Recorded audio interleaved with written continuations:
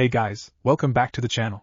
This is a story about what if Naruto acts like Madara Konoha. Before I start, please support for more amazing content, and do consider subscribing to my channel and share this video with your friends. This is written by GODYRICKZ and link in description and support writer. Let's start the video. At Mizukage office, Uchiha Madara was a vicious man. He always get what he wants one way or another. Of course that concept doesn't apply on his multiple dances with Senju Hashirama, but well, that's the only exception. So right now, he has his mind set on the perfect plan to bring peace to the world. To have his little brother back, Izuna, Suki no Mikikaku. For years since his last dance with his former best friend and rival, he's been planning everything step for step. Piece by piece. Just like Shogi, the last piece before he dies is preparing a young Uchiha who almost died during a mission but Zetsu rescued him just in time. The team will replace him for the time being and will install fear in the world by using the name Uchiha Madara and impersonate said person. And then, at the right time, he'll be back to take everything and bring peace to the world. Just a few more years. That though got him into a rare moment of good mood that even made him smile. And was at this moment that a Kobunai captain appeared out of nowhere kneeling in his office report. Kobunai is a special ANBU division designed to continuously gather information about the other villages, Kage and infamous missing nin, in case of war or assassination. They are extremely skilled, though they are relatively unknown since this unit is designed to work in the shadows so no one knows of their existence. Answering only to the Mizukage. In a monotone voice, the captain replied, Mizukage-sama, mission accomplished.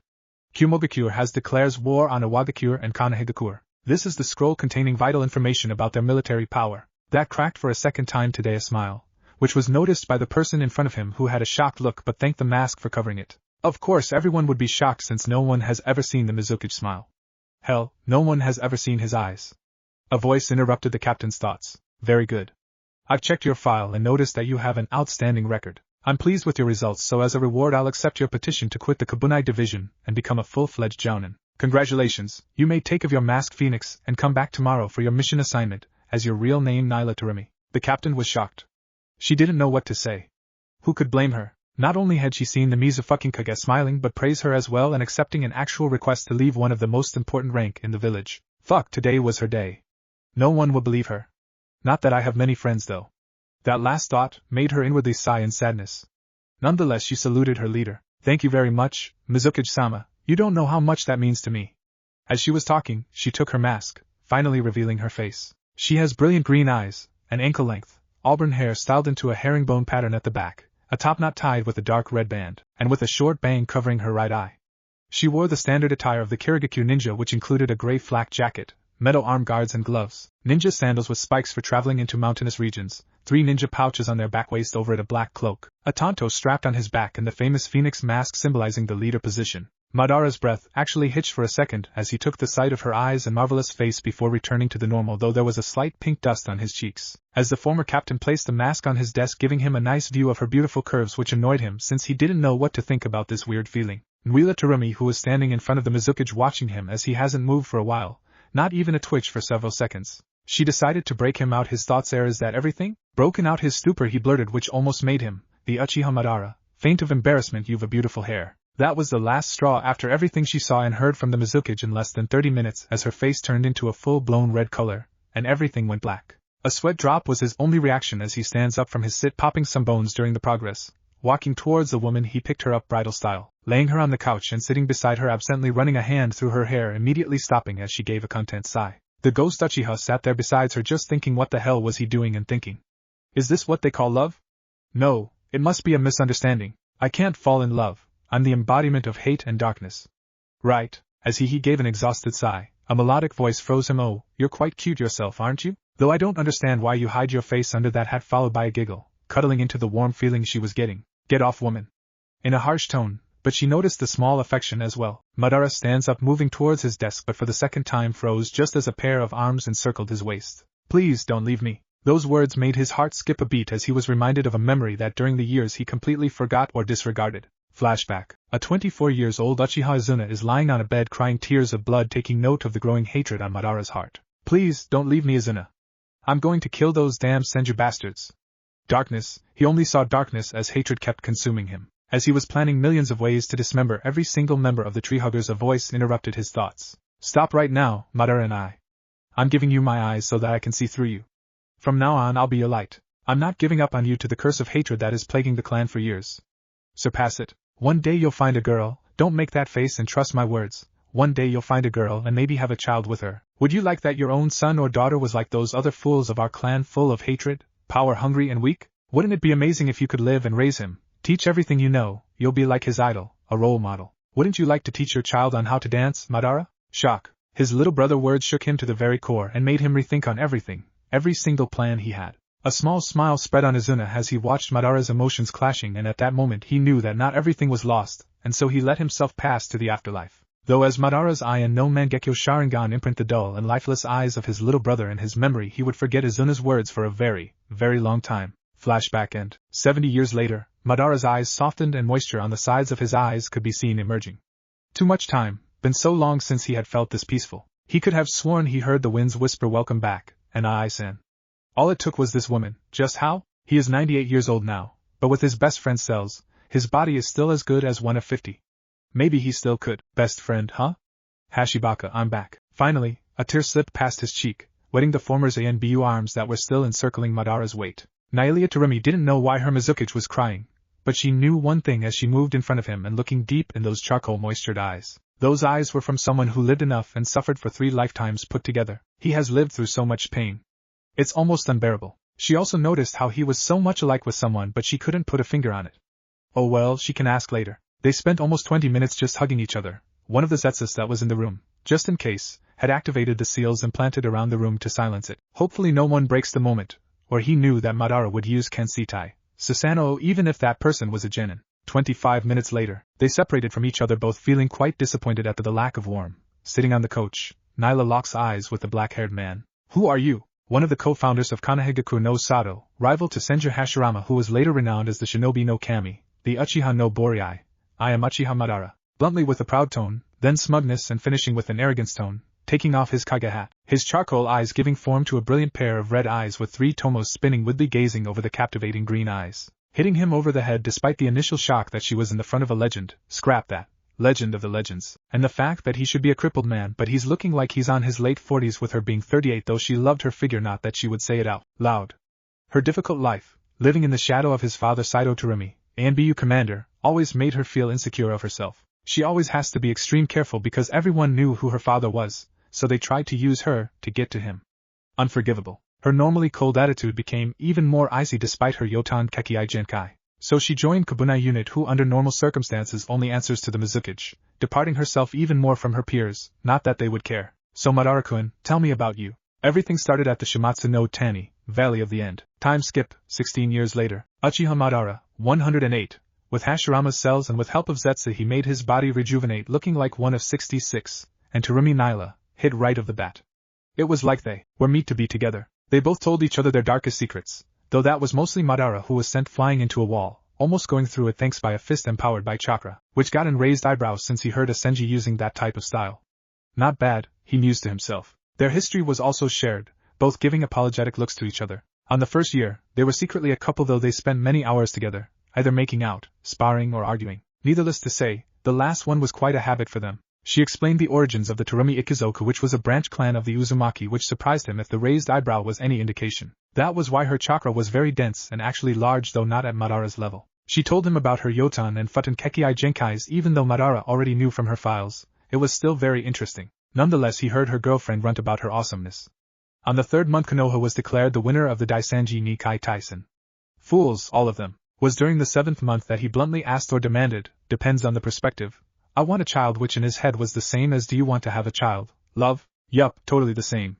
His lucky was that his girlfriend already knew what he meant, so with a jump of joy she shouted a melodic yes before she ravaged him right in the office, after activating all the seals there was. On the 2nd year, Nyla was officially pregnant, much to the joy of the couple, though it was not through sex alone because apparently he couldn't produce sperm out of his organ. So through Zetsu they had extracted the still pure and healthy sperm that were deep in his testicles and injected in Nyla's womb. Even Madara had shed a tear. In case of a boy, he wanted to give him his little brother's name Izuna, but he quickly put that thought to the side because he knew his brother wouldn't want that, and he didn't want that his child to think he was just a replacement. On the 3rd year, Madara could tell he had never felt so much happiness in his life like on that day his son, yes son, was born. His mind was already running through tort training schedules, but her lover put immediately a stop onto those thoughts, saying that their son was not to be trained for 4 years, or else. Right after he grunted with his famous HN plus annoying woman, Madara was sent flying crashing face first on the wall again. So they agreed by the name of Naruto because they knew that their little maelstrom would shake the world. He would use Terumi, his mother clan for now that is. During the same year, the Uchiha went to his hideout where Zetsu who was impersonating himself before he transplanted the Hashirama cells, so it came to no surprise when he saw the long white hair and wrinkles all over his face, which made him kind of annoyed. Flashback. He had entered the place during the night where most likely Uchiha Obito, the young Uchiha he rescued, was sleeping. And he was. From Zetsu's reports, the 14-year-old boy had become quite strong in fact, but with what he was going about to do would take him basically 80 or 90% of his powers. Oh well, at least he will have his physical prowess that is a lot better since when he started. The only problem was going to be the white Zetsu that was attached to him. Hopefully that Senju is currently in Konoha, or else the young Uchiha is going to die. Not that he cares. The only thing that matters to him is his family. Zetsu, after I'm finished, take him back to Konoha without you being seen. I had reports saying that the village was celebrating their Hokage's newborn, so it won't be too difficult. His ever-loyal servant replied, yes, Madara-sama. Yandame Hokage Namikaze Minato and the Kyuubi Jinchuriki Uzumaki Kushina had a son named Menma. As Madara stepped towards Obito, charging chakra on his left eye, slowly he opened Obito's eyelids so he was looking to the Mizukage. Locking his eye in no Mangekyo Sharingan with the youngest Uchiha eye, he answered the white creature HN, couldn't care less. This will take a toll on my body, call Black Zetsu to take me home. Me no Handan, Kyoku Jokyo. As he said that, his Mangekyo Sharingan began to spin widely for 3 consecutive minutes before stopping. He gazed over white Zetsu, giving a small nod, which was everything he needed to understand the situation before the Uchiha was supported by Black Zetsu, and took their leave back home. His memories were removed. Take him home. Flashback. And during the time that he was recovering, he took his precious time to think and finally decided that he would pass the mantle of Mizukage to a man called Yugura Karatachi. He was definitely skilled and he was only 19. But what made him choose specifically Yugura was because of what he had inside. Sanbai no Kaide game. He was originally going to be his pet, as both Yugura and the beast were a piece of what was Madara's favorite puzzle, but after everything that happened, he doesn't care anymore. He's just a good boy and loyal to him. After writing everything in the scroll so that when he died his successor would take place immediately, he made sure also to write off a few recommendations, such as abolishing the barbaric ritual that takes place in the academy for a few years already, so the other nations won't call Kirigakure the Chijiri no Sato, or the Bloody Village. He didn't have time to stop it, nor did he care. It was only his wife that reminded him, or he would get slammed on some random wall. And he would like that his child could grow up safely and learn everything during his studies, since he was never one for books like his wife. He still harbors the take the army head on and destroy them mentality. That always makes my blood pump, eh? Everything was done and perfectly timed. The Sandame's Mizukage death wasn't something that gave people either good or bad vibes, since no one knew what was under the hat. With his so-called death he can be with his wife and especially his son. He had only 7 months and was already moving his eyes like checking his surroundings if there was any hostile intentions. Maybe I'm a little paranoid. Or maybe it's because of that idiotic white Zetsu. On the 7th year, Naruto's 4th birthday was a day that would be in their memory. Not even Madara held so much pride before, and that was saying much. Unlocking Naruto's chakra. Now that was something else. They were large just as his own at his age and dense like that of his mother. He was proud. They gave birth to a monster. His potential was huge, and the elder Uchiha would make sure to explore everything of it to make sure the little Tamiri could take on his legacy and his enemies, with the time he still had left in this world. Yes, the ghost knew he was dying. His body was starting to reject Hashirama cells. Proof of that was his now visible gray hair, several wrinkles, and the loss of his physical prowess. I still have around 10 years if nothing happens. That's around the academy graduation time. He will be 14 by the time. Izuna been right all this time. He's probably rolling in his grave and laughed just because I gave him reason. But at least I managed to find my peace. And he was right, because right now Izuna was laughing his ass off in heavens. For the rest of this and next year, Naruto got to improve his chakra control since his reserves were huge. He was very smart for his age. They took notice of that. A fine trait he got from Nyla, but he showed interest in flashy jutsus. That cracked a arrogant smirk on Madara's face. That's my son alright. Was during the 8th year that Madara gave Naruto one of the best wishes he could ask for. Flashback. Tamiri compound. Father and son were in the clearing of the compound nearby a sizable lake made by a Swate Unjutsu. No one knew of that little spot, though Madara made sure of that by implanting genjutsu and silent seals all over the place. Tamiri Ikizoku had a medium-sized compound. There were not too many shinobis. Many of them didn't want to go to the academy since its bad reputation was still known and fresh, and so they opted to not walk on Dark Path, and many stayed as civilian. Even though there were still some strong ninjas, mainly their head, Saito Tamiri, Nyla's father. With the help of Nyla's prowess in Fuinjutsu coupled with Madara's fine ocular genjutsu, they were able to put an undetectable henge over him. They didn't want to take any chances, both eyeing each other with their arms folded over their chests, supporting an impassive look. The elder finally said, Naruto-kun, since you know your origins and undoubtedly you've Uchiha blood running strongly in your veins, I'm going to teach you a jutsu that is known as the rite of passage if you want to be finally acknowledged as an Uchiha. I'm not going on details.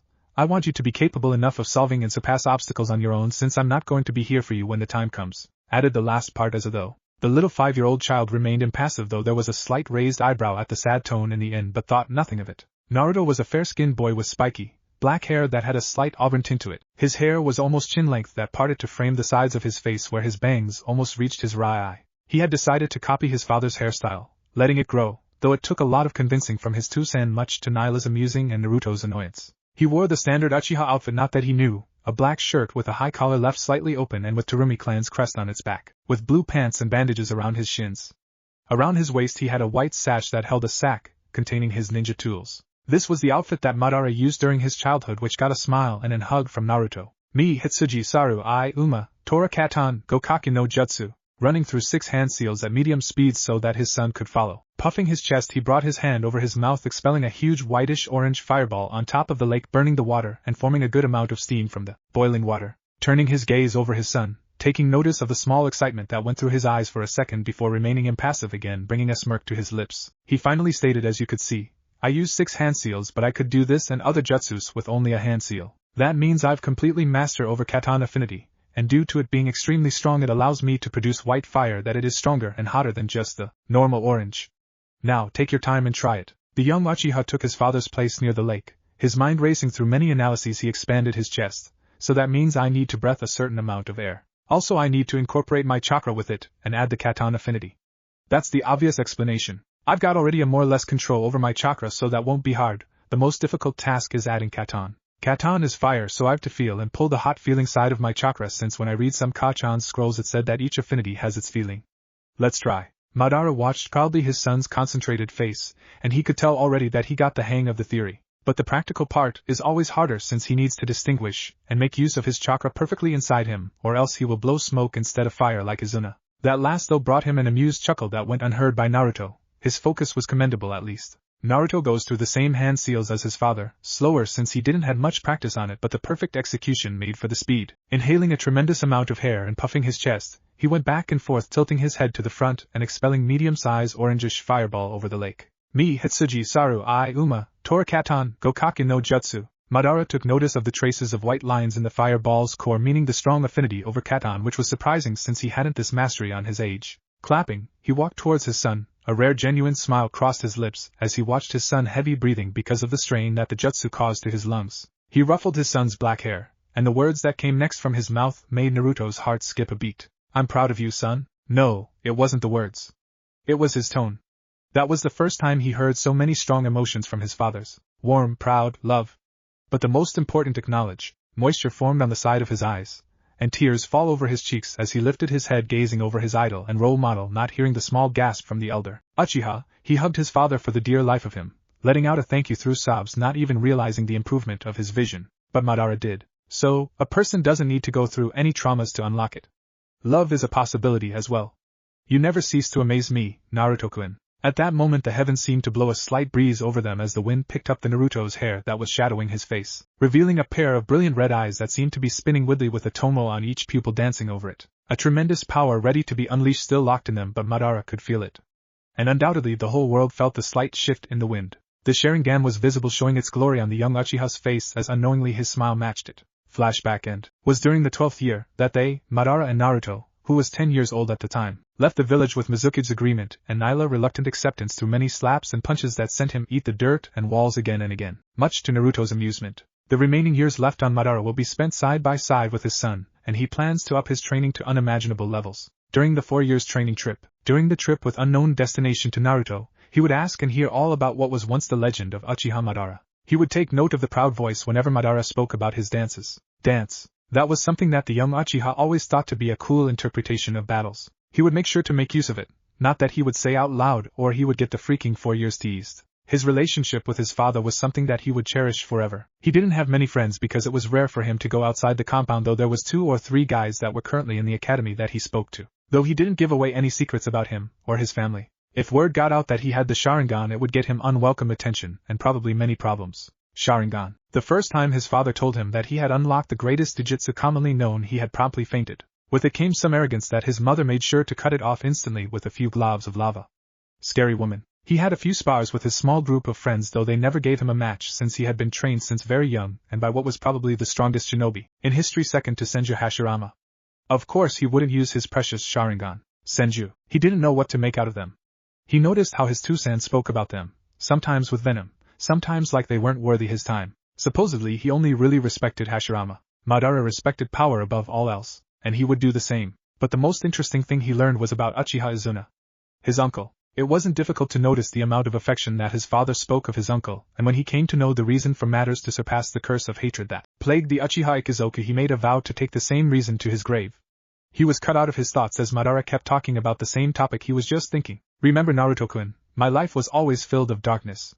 If it wasn't for your mother, I would have destroyed this world. I already explained you everything. I know you won't do the same mistake as I did. I'm not redeemable from my sins anymore, but at least I want to make sure Izuna is proud of you when it comes the time you both get to see each other. That made him stop on his tracks as Madara walked a few more steps before he noticed that his son wasn't following him. Turning his charcoal eyes to his son, he was surprised by what he said. Tuchan, I don't care what you were thinking by that time nor what you were planning to do. I don't care if people call you a monster, a traitor, or an emotionless man. I just care about the present, and without any doubt you are the best father I could wish for. Even if it's rare for you to show any emotions, it makes those moments that you smile significantly more precious, and I will cherish it for eternal. I for one think that you're a strong person that overcame many obstacles during your arduous life, and I bet my life that most people would just commit seppuku if they experienced one of those moments of your life. If you're any monster, that's probably in the battlefield, and I'll be just like you. Because I love the way you are, Tuchan. His breath became heavy as he listened to his son's words.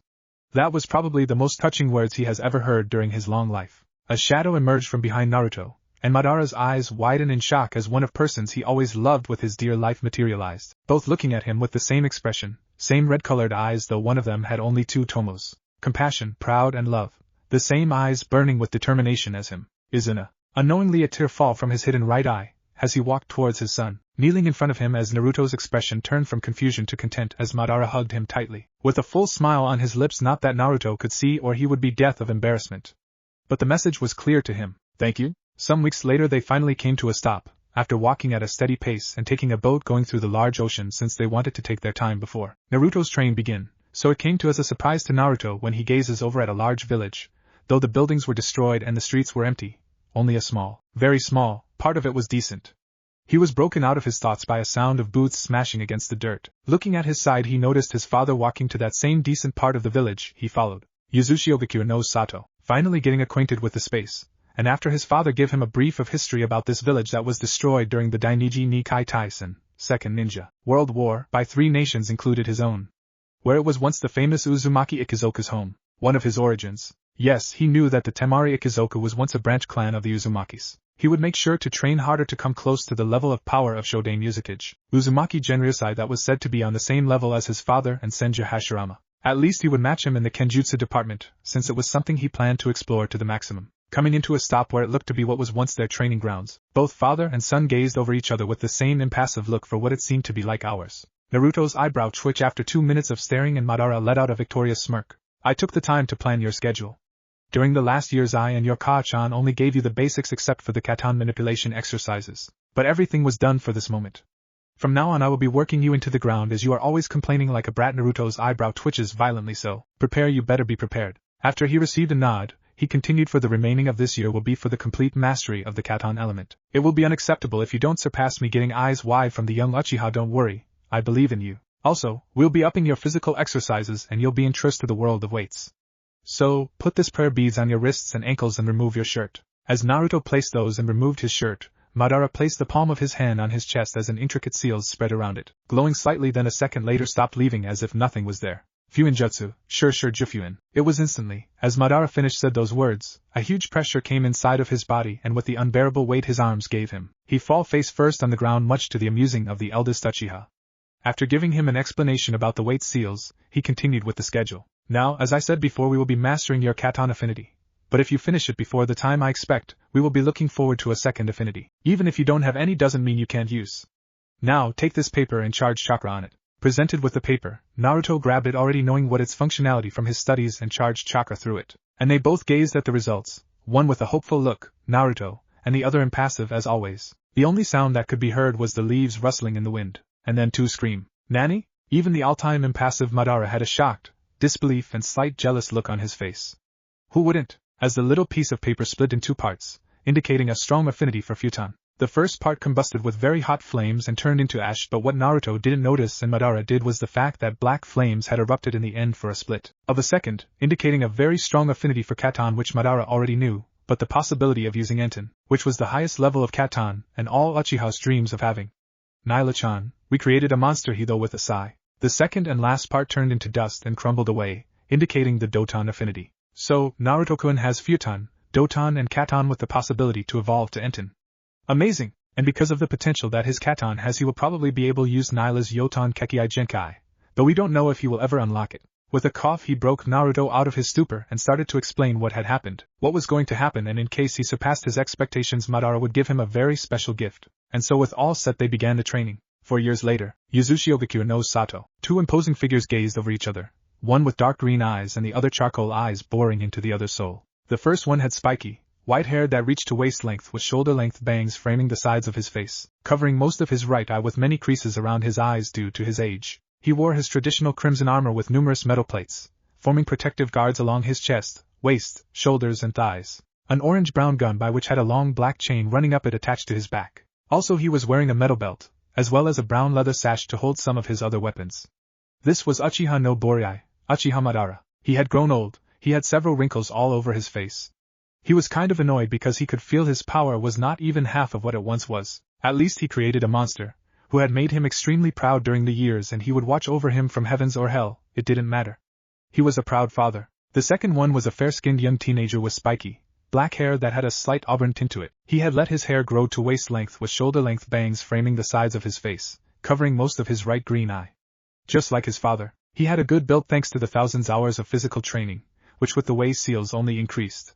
Standing at 5 feet 4 inches, relatively tall for his age. This was Uchiha Tsurumi Naruto, Jigaku no Shonen, a title that Otogekure, a new village, gave to him after burning alive 30 of the 40 that had tried to kill him and his father when they were buying supplies in Nami no Kuni. The other 10 were dealt with, leaving one man barely alive so he could send a message to whoever tried to attack that country. He also wore a brown leather sash across his waist holding his most prized sword that his summons have given to him during his 3rd year as a token for the hard work he displayed whenever the boss summon called for him to train with them. Though he still had a lot of work to do with his kenjutsu style, and the fact that he still didn't have unlocked his sword's potential much to his annoyance. He gazed over his father. He could tell that this last for 4 years were intense. He got a lot stronger, but he knew it was just the beginning. He wasn't at the level as his father was at his prime, which slightly scared him. But by now he could read his father easily, and there was something in his eyes that he didn't like to see. Regret. Why was he feeling regret? Maybe it was because I didn't meet his expectations. No, he had appraised me many times during the years, so what is it? A calm, slightly raspy voice broke out of his thoughts. Naruto-kun, this is your final test. If you pass you shall receive a special gift. If not, we will just go back to the village and start all over again to correct your mistakes, though it's doubtful. He received only a small nod and they both unfolded their arms, tensing their muscles. Dust from the ground starts to pick up and circling around them as a lone leaf that was slowly descending right between them. Tu-chan. Getting a raised eyebrow from the eldest, not expecting him to talk. Nevertheless he replied as the same lone leaf was floating already by their knees level still descending. 5 seconds to touch the ground.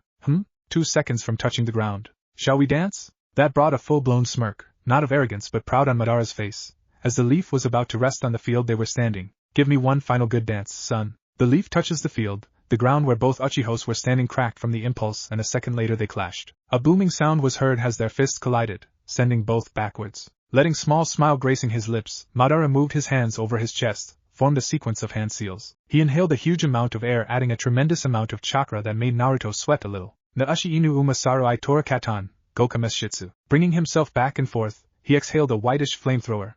Naruto could feel the warmth and it was still relatively far from him. He made his own hand seal. Enten, Hyro Kabe. Naruto exhaled his own wide wall of black flames that gave him the deserved title in the bingo book, Jigaku no Shonen. Black flames danced around the whitish ones who couldn't overcome it. Hyro-Kabe had the power to be both offensive and defensive jutsu as it could be used with a different form instead of the wall he made. He was broken out of his thoughts as his senses alerted him from danger. Tilting his head upwards a huge fireball was coming his way signifying the use of the famous katan, Gakakyu no Jutsu. Clicking his teeth in frustration for getting distracted by his jutsu, he slammed both of his palms in the ground. As in front of him the earth began to shook and a second later a wide wall elevated from the ground. Doton, Doria Hiki. Come on Naruto-kun, you can't be on the defensive forever. Madara folded his arms over his chest as he channeled a huge amount of chakra through his red three-tomoed eyes, evolving to his famed and unique Ion no Mangekyo Sharingan. A blue ethereal creature started to emerge around the white-haired Uchiha as 2 seconds later a terrifying humanoid was visible. Its front face had elongated canine teeth in its lower jaw bracket and 2 tusks growing from said jaw, while the back face has similarly elongated canine teeth in its upper jaw bracket and a single horn protruding from its forehead. Susanoo. He didn't stop there as he clapped his hands, intertwining his fingers. Mimokutan Hijitsu, Jukai Koten. I can't go further on my Susanoo because of my age, but the humanoid form is still reasonable.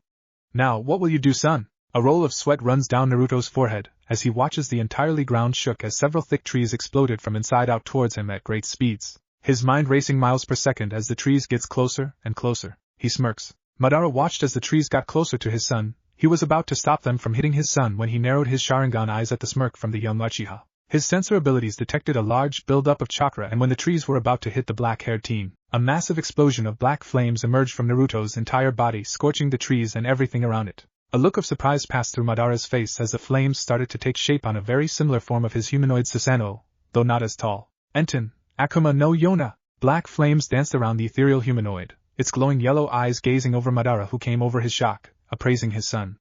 Oh? Now that's an interesting jutsu. Smiling, he replied, yeah.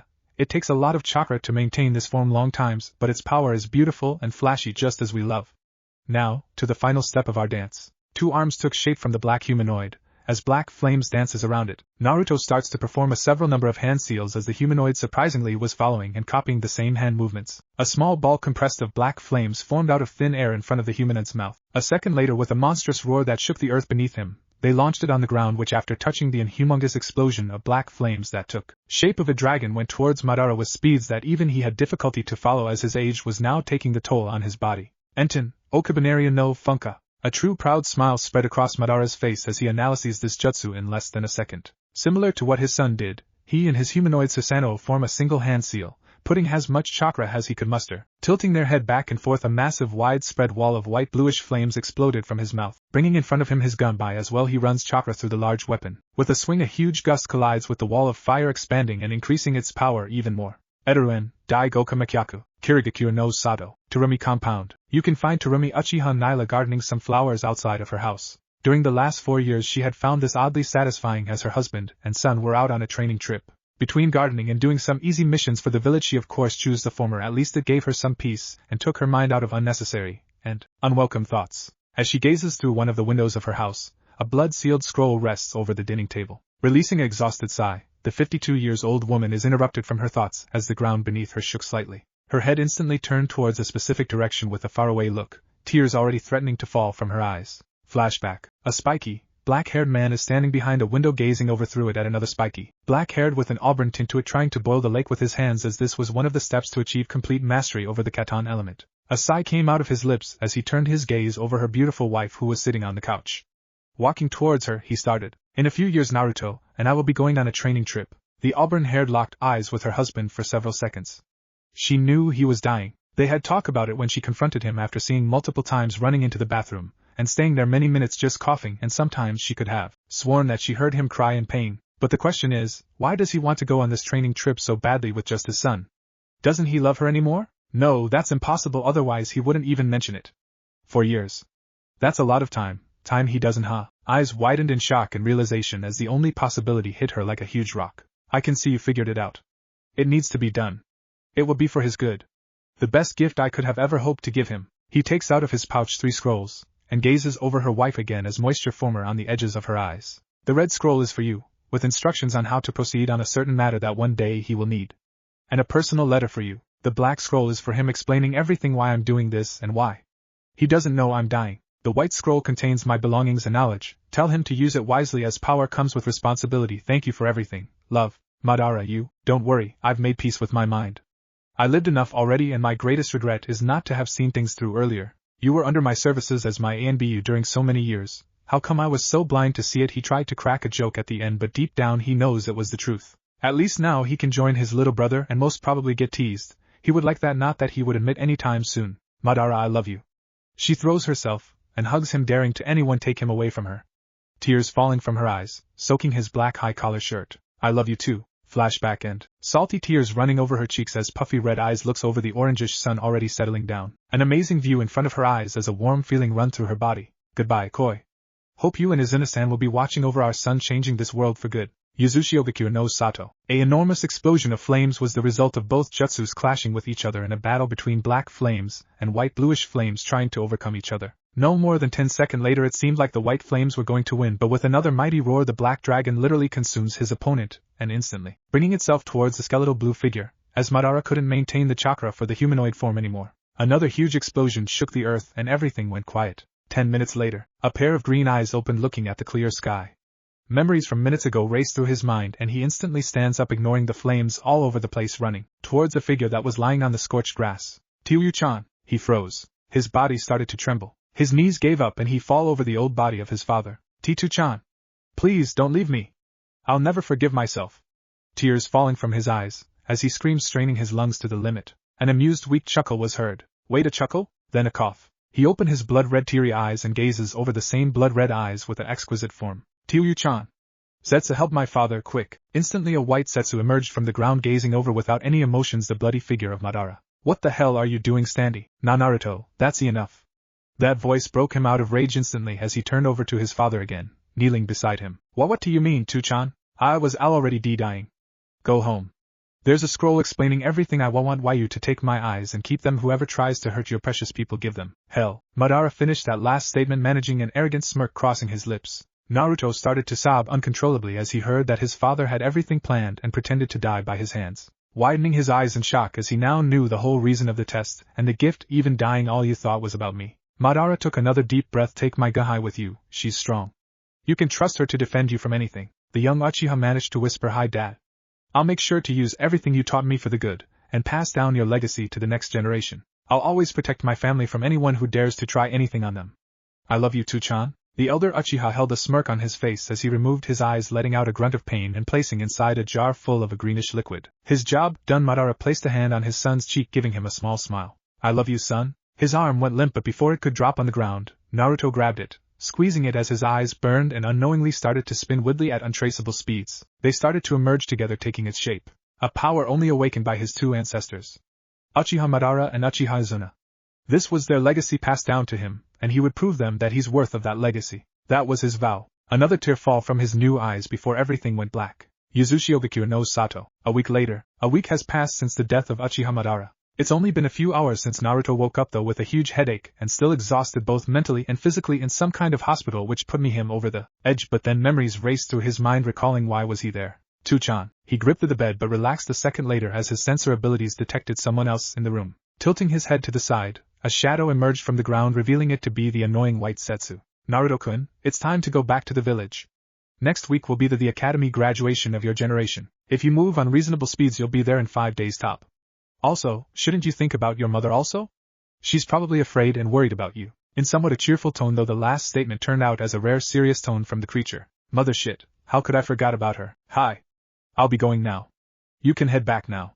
Take the jar with my father's eyes and his body and take it to my mother. Standing up, he went to dress his clothes that were basically the same since the last ones were all battered. Looking over a mirror, he gave a small nod to Zetsu, who started to merge with the ground as flames started to consume Naruto's body. A second later both had vanished towards the same destination, home. Kirigakure no Sato. Been a hard week for an auburn-haired beauty. Not only had she to mourn the death of her husband, but now her father wanted to meet his son, which was weird and worrisome. She didn't want her son to get involved with a man that, although being her father, never gave her the proper attention nor any type of affection since his wife died by assassination. She could understand the cold attitude towards everyone, but even his family, Saito Terumi. So right now she's drinking some hot tea with him as his motionless eyes bored in her soul. She returned the gaze, showing that she's not a little princess anymore. In a flat tone, she asked again, so, can I ask you why now? Why do you want to meet my son? The man in front of her hummed a bit before replying him. I wanted to see the type of child that a Terumi and a legendary clan that founded another village would produce. He raised his hand as she was about to speak. Don't fret. I don't have any ill intentions towards your son, though I'm surprised that an Uchiha would be living in our village for years without anyone finding out. Truly impressive. While inwardly she was sweating a bit, she replied in the same flat tone, it matters not since my husband is dead. My son will be here soon enough for the academy graduation's day this year. Meet him there if you want. As she finished the statement, a though hit her mind, and the temperature of the room decreased several degrees as the kill-let intent she was unleashing was massive. Even the house shook a bit, and a roll of sweat fall from Sato's forehead, as an emotionless voice sent a chill through his spine. Don't you dare to take him away from me for that NBU of yours, or I'll kill you. Understood? Receiving a hesitant nod, the pressure vanished, and as he was about to leave, the clan head looked over his shoulder, locking eyes with his daughter. I would never do anything that would endanger my grandson. I don't want to make the same mistakes I've done with you, my daughter. The last part was a mere whisper, but she heard it, and her eyes widened in shock as tears threatened to fall from her eyes again. As she turned her head to the spot where her father was standing, it was empty. Unknowingly she had a small smile, as her thoughts immediately turned to another person. Come home, Sochi. 4 days later, few miles from GODYRICKZ no Sato. Been a few uneventful days for Naruto. He had no one to talk with as both Zetsus were busy, so he kept running so he could be with the last person of his family, his precious mother. I will give my life to protect you, Kaa-chan. His Sharingan gave to life as his body burned with determination, unknowingly spinning widely. That was another thing. His father died by his hands so he could unlock the Mangekyo Sharingan. No, he wanted to die as a proud warrior. In a dance. The other thing was just a bonus. His father had probably left his notes with his mother, so he needed to go back fast to start study it, as he didn't want to use a power he didn't know anything about. That was one of his father's lessons. And mostly because he wants to see his mother badly and support her. He was broken out of his thoughts as a zoing sound was heard around him, and thanks to his Sharingan he jumped in time as many shurikens hit the ground where he was standing. Doing some backflips, he gazed over the spot where the shurikens came from as 4 shadows left the trees they were hiding and reappear in front of him. His Sharingan eyes narrowed to the girl in front of him, remembering her from the bingo book, whereas the rest were non-important even though they were older than her. Every one of them had a slash over the symbol on their forehead. Sunagake, your missing means, what are you doing here? Always though you liked hotter temperatures. Finished as he folded his arms over his chest, inwardly cursing himself for showing his dijutsu. Oh well, it doesn't matter. The woman stepped forward as she takes a black book, going through the pages for some seconds and finally stopping on the right one. She reads it out loud. Name, unknown. Moniker, Jigaka no Shonen, devilish boy. Age, 14 to 16. Village, GODYRICKZ no Sato. Rank, high B. Relations, unknown. Known elements, Katan and Enten. Description, fair-skinned with spiky, waist-length black hair that has a slight auburn tint to its shoulder-length bangs framing the sides of his face, covering most of his right green eye. Bounty, 5 million Odo. Approach with caution. Closing the book and placing it inside of her pocket, she continues, your bounty is quite high for a simple B-ranked shinobi. Oh well, it doesn't matter. It's nothing personal. He raised an eyebrow at the blunt disregard of his skills. Shikutan no Pakura. I would never thought that you would underestimate someone before the main dance. Although I'm not judging you, I thought you would not take this life since you're skilled enough to be more than a simple bounty hunter, but the fact that you were betrayed by your village gives anyone enough reasons to snap.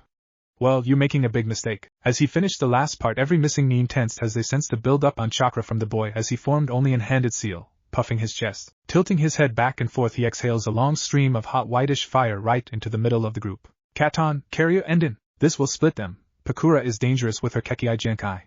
My Enten versus Shikutan now, that would be fun. Naruto's thirst for battles always gives him the necessary adrenaline to keep dancing. It was similar with Madara. They just love when their blood starts pumping when they find an worthy partner that can follow their steps on the dance floor. Kaiga Bunshin no Jutsu. 3 plumes of smokes out of thin air before 3 identical replicas of him were standing there side by side. He finally addresses them. Deal with the nuisances. Dismissed. As they vanished without any trace whatsoever, he charged chakra through his legs and jumped to the side as 4 large spheres of intense heat dropped where he was standing, causing a massive explosion where even the winds that followed the explosion were burning everything. Shikutan. Hinotama no Haifuku. As the smoke disappeared, 2 figures are staring to each other with different emotions, one kinda of surprised and the other the all-time impassive. Thoughts racing through her mind as she tries to come with an explanation why this boy wasn't a skeleton already. Why? The heat of the wind should have dehydrated him. How? Although his face showed any emotions, inwardly he was cursing his stupidity for not remembering that Shikutan was as troublesome as his Enten, and now he had to pay with a burned arm. If not for his Dijutsu he would be death, as it made him able to see the Shikutan chakra through the atmosphere. As his mind raced miles per second, black flames started to dance around his body, surrounding it entirely. TSH, I gotta be careful. My Enten no Yoroi consumes a large amount of chakra to sustain it. I gotta finish this since I'm not fully recovered. I can't get close since it will hurt, and she has more years of experience than me.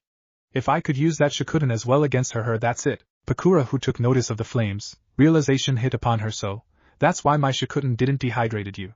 You use your Enten to fight fire with fire. Impressive how they are almost at the same level even when I've trained longer than you, but with my next jutsu it will be over. She finished as a palm-sized sphere is formed between her hands. Gritting her teeth, she launches it to the sky as a second later it creates a fake sun that was building up tons of energy. A sunbeam is launched at tremendous speeds towards Naruto, who took the time to grab and hilt over his shoulder. He swung the object as it glows pure white, clashing it against the beam. Shikuten, Sabakuhi. Her breath was heavy as that jutsu takes a toll on her chakra. She expected some kind of explosion, but when she heard nothing, lifted her head and then a look of shock on her beautiful face, as the object her opponent had in his hand seemed to absorb the beam's power. She was broken out of her thoughts as the young Uchiha gazed over her, already positioning his weapon that was still glowing white in her direction, and in an emotionless tone that sent chills through her spine, a beam of pure chakra was sent towards the green-haired woman. Yuka Higeshi. Boom! A following explosion and a huge smoke that took shape of a mushroom took place as the beam seemed to hit the target. As the smoke disappeared, a figure or more like a skeleton of what was once Pakura was laying on the crater. As he walked towards her, his danger sensors goes high alert, and he sidestepped as a foot followed by a leg, body and finally a mop of green hair with two brownish bangs crashed into the ground.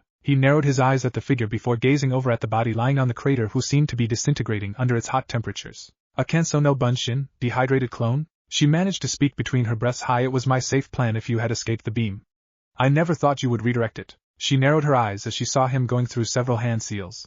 Doing the same, both expelled their forms of flames at each other. Enten, Kayadena Birsuryu. With a roar that looked like it came from an animal, he breathed a huge black flamethrower as the brown-eyed finished her last hand seal, exhaling four huge and powerful spheres of heat that looked like fireballs that seemed to dehydrate everything it touched. Shikuten, Kajusatsu. Enten versus Shikuten. Power and durability versus hottest flames, in my opinion. Both jutsus collided with each other for several seconds before the atmosphere around them kept increasing as many rolls of sweat were visible on their foreheads. A few seconds later, as either jutsus gained the upper hand, they exploded, sending a wave of heat in every direction as it burned everything in that area. Seconds turned into minutes as a figure with his naked chest was walking around the scorched area.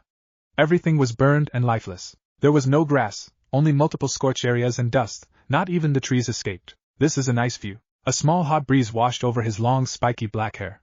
His Sharingan spinning wildly as he tries to detect any single movement. His eyes widened slightly as a lone kunai was on his way. He tilted his head to the side, cursing his still exhausted body. A sound. He gazed over the kunai, and his eyes widened in shock as an explosive note was attached to it, and ready to explode. Everything seemed to slow down as he involuntarily pushed a huge amount of chakra into his eyes before a loud booming was heard. Close to them, two figures could be seen. The one that was supporting a body finally said, "It's over." With all of the chakra spread around the atmosphere, his sensor abilities couldn't pinpoint us, so a single kunai was probably enough, right, Pakura-sensei? The person addressed opened one of her brown eyes, looking over the kunai's direction, followed by a loud booming and more smoke. She couldn't help but feel that it still wasn't over, and inwardly she actually didn't want to kill the man that has gained her respect. She was cut out of her thoughts as the smoke disappeared, even though it was hard to see because of the hot temperatures that seemed to shimmer the atmosphere now and again. I don't think so, Maki-chan. Seconds later, everyone could see a man down on his knees with one of his hand placed over his head, as it looked like he was in pain if the tightly closed eyes were any indication.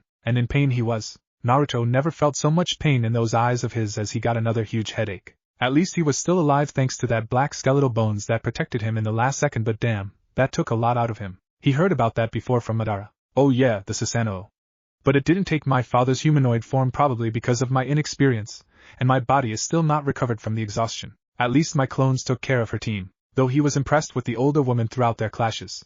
And if that kunai was any indication, she was still alive as well. As he turned his gaze over where the kunai came from, he noticed two silhouettes at distance. So, she got back up. She came out of nowhere, since I don't remember her. Spitting out some blood, he stood up with his bare chest out in the open, finally gazing over the nuisance with cold green eyes that interfered them. Seeing nothing special as he had noticed the slight flinch, he locked eyes with the battered form of Pakura. He opened his mouth to speak. Shikuten no Pakura, you're still alive.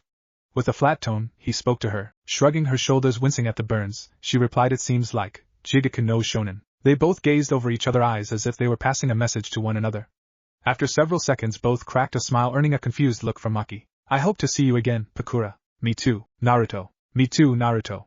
And then I can have my rematch," she said as her smile widened even more, seeing Naruto with an arrogant smirk on his face. Any. After a cool wave with his arm, his body was consumed in whitish flames, and a second later he was gone. Maki, realizing something, screamed, "He just ignored me," though her partner wasn't listening as she was looking over where the Uchiha was just standing seconds ago, before looking at the sky as another warm breeze washed over them. "I'll see you again soon, Naruto." 3 days later, Kirigakure no Sato. It took him 3 fucking days to get back home, 2 more days than what he was expecting because of the exhausting battle he had. He almost died when her mother gave him a bone-crushed hug. They both missed each other a lot, and now with their husband/father gone, they only have one another for support. Since he came later than expected, he wasn't given any time to rest because an ANBU had knocked on the door to inform that the team placements were scheduled in less than 2 hours. He was lucky because an unknown party had voucher for him to pass, saying that he had enough skills and knowledge that he didn't need to do the written and practical tests. He would have to find and thank that person in the future. So with reluctance he separated from his mother, went to take a shower, and shunshined to Academy's rooftop where he set his gaze over his future teammates. He knew he would be the face of his generation because he had been trained by the best, so right now he had to prove everyone that he could take that mantle and protect them. Even though a part of him, that he inherited from his father's side, was annoyed since he had to be the one to look over some brats. Well, I hope I get a decent team or else I'll shove up the sandby in Yugito-sama where the sun doesn't shine. Academy's classroom. When Naruto and his peers were all inside the classroom and had taken their seats, as expected everyone was looking at him. Looks ranging from curiosity to jealousy, as everyone could feel the power that he was transmitting within him, and lust. He shook his head from that last emotion as he knew who was giving him those looks, and he shuddered just thinking about it. Fangirls. He gazed over the ones that relatively interested him, like the blue-haired guy with a bandaged sword on his back. Oh, if I'm correct, that's one of the famous swords used by the Shinobigatana Shishininchu. The Hiramakarei. And to be used by one of my age, that means he's capable. He tilted his head to the side as a spark of electricity caught his attention, his mind racing as he analyzed the 2 fangs that were resting on the back of a short red-haired girl's back. That's the famous twin swords Kiba. Kachan said that the former wielder Raiga Kurasuke had an apprentice. Get, that's her. She's also a few years older than us. Interesting. Everyone ceased the talking as the doors opened, revealing what was probably the teacher of the class. The Chunin went over his desk and started to read the paper he brought with him. 10 minutes later, after the boring speech, so starting off with Team 1, Ryuto Kira, and finally, Team 9, Chojuro, Amuri Ringo and Tamuri Naruto. Your sensei will be Mei Terumi. And that's it. Becoming a genin is just the beginning of your journey, so you need to up your training even more. Thank you, good luck with your career and make our village proud. And so, the journey of Uchiha Terumi Naruto has begun. What will happen when he and Mei finally meet? What will be his team reaction when he shows his power? When will the world discover the existence of another Uchiha that is outside of Konoha? What of Pakura? In the heat of her battle she didn't even thought about an Uchiha living in Kirigakure. Will she use that knowledge and update the bingo book? What would be Konoha's reaction? A 4th Ninja World War looms in the horizon. What about the Chunin exams that will take place in 6 months in Konoha, no less? 2 months later. It has been 2 months since the team assignments. Naruto still remembers his kin entering the classroom followed by a ball of lava on the Academy's teacher who was drooling at the sight of her breast. No one noticed the slight tint of pink on Naruto's cheeks before it became normal with his impassive look. Except for Mei, but that would be for later. Team 9 had gone to a barbecue restaurant so they could learn more and create bonds with each other. They had agreed to meet at the training grounds designated for their team to take a survival test that left them a little confused at first, but then Mei waved them off before stealing a kiss on her fellow clan member's cheek and leaving the team to God knows where. Flashback. Training grounds number 9. Their figures were in front of another who was currently telling them the rules of this exercise. They first 2 to touch her would pass, whereas the latest would go back to the academy, as simple as that. The blue-dressed woman, in a serious tone, continued, "Come to me with intent to kill." Naruto's eyebrow raised slightly as he knew something was missing. There were no teams with only 2 genins. Mei noticed this but thought of something completely different as she walked towards the black-haired teen, enveloping him in a breast-crushing hug as he was lost in thoughts. She purred on his ears, My, don't worry Naruto. You can touch me wherever you want." His eyebrow twitched violently. "Get off me, woman, you are too old for him." His face went pale as she had that oh-so-sweet smile plastered on her face. "That's too dangerous, even for his Susanoo." "What did you say, Naruto?" Even though his face was pale as a ghost and his sensors were screaming in danger, he crossed his arms over his chest, put up his arrogant smirk and tried to defuse the situation the best way he could think of. HN. Boom. Chojuro and Ringo's sweat dropped and shook their head at their antics as the water battlefield just turned into a lava battlefield out of nowhere. 10 minutes later, after getting over the pleasantries, the lava user said begin. The 3 genins nod their head to each other, as if sending a hidden message, making the older Terumi smile in surprise as never in million Heireis she thought they already knew the answer right at the beginning. Though she knew these 3 were the best childs coming out of the academy, but she noticed the reluctance on Ringo's face. She's 2 years older than them, she probably thinks that she can't afford babysitting them. Mei didn't know how right she was. Chojuro stepped forward, already going through a small chain of hand seals. Puffing his cheeks, he breathed a torrent of water towards Mei as the young Uchiha, without any seals, surprising everyone, puffed his chest, releasing a violent gust of wind from his mouth which collided with the torrent, instantly expanding it. Ringo was nowhere to be seen. Suetun, Miserapa, Futon de Tapa. Seeing the mini tornado on her way, she stomped the ground with her foot as a giant thick wall of earth ascended in front of her. A proof of her strong Doton affinity. Doton, Doria Hiki. A massive tremor was felt as both jutsus finally made contact. Raitun, Jibashi. Mei widened her eyes in shock as a stream of lightning hit her back as a victorious smirk was plastered on Ringo's face. just to turn in shock as the body in front of her melted entirely. Yogen no Bunshin? When? A voice behind her snapped out of her thoughts. When I made the wall Doton, Doria Taiga. In front of the auburn-haired woman the ground turned into a large mud river throwing her off of balance. The oldest woman continued her onslaught forming a simple hand seal as a giant-shaped earth dragon head materialized from the river launching several mud balls towards the genin. Using the same hand seal and puffing her already large chest, she breathed a hot flamethrower which combined with the mud shots, igniting it. Doton, Doryuden! /Katon, Karyuden! Widening her eyes in shock, the red-haired girl was already bracing for the impact as she couldn't support herself anywhere when a voice that which she came to relish in the future made her look upwards as what she recognized to be one of the famous Shinobigatanas was coated in chakra taking shape of a longsword. The blue-haired genin swung it as an arc of pure chakra cut through and destroyed the ignited mud shots and the dragon head altogether. Hiramakari Kaiho. The mud river was cancelled as May had to jump away from the swing, impressed that his little genin had pumped so much chucks on it in such short time. She smiled at the appreciation Ringo was showing to her savior who was already placing some bandages on her foot that almost broke in the river. She had to put those musings aside as she had to jump away as the ground where she was standing protrude spears of earth that would have skewed her. Doton, Doriyuso. She jumped in front of her kin who was gazing over her with an impassive look. She took the chance. My, if you want to ogle my body like that you just had to ask. I can arrange you some time later on. Her response made her eyebrows twitch. HN. Though, with a strained smile as she wanted to kill him for such blatant disrespect over her body. Nonetheless, I see you have both Katon and Doton affinities, and since we're from the same clan maybe we can work on unlocking your Kekkei Genkai. What do you say, cutie? An arrogant smirk was her response as he went through a chain of hand seals that she knew all too well and she narrowed her eyes.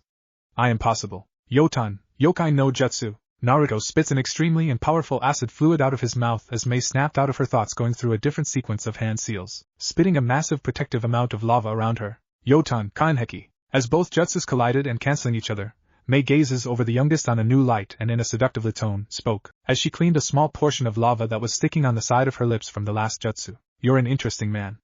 I actually might just want to melt you. Speaking for the first time, he tensed his muscles transferring almost half of his chakra reserves on his lungs. Let's get over with this dance already. The Yogen no Megami, lava goddess, raised an eyebrow at the term dance but tensed as she sensed a large build-up on his chakra.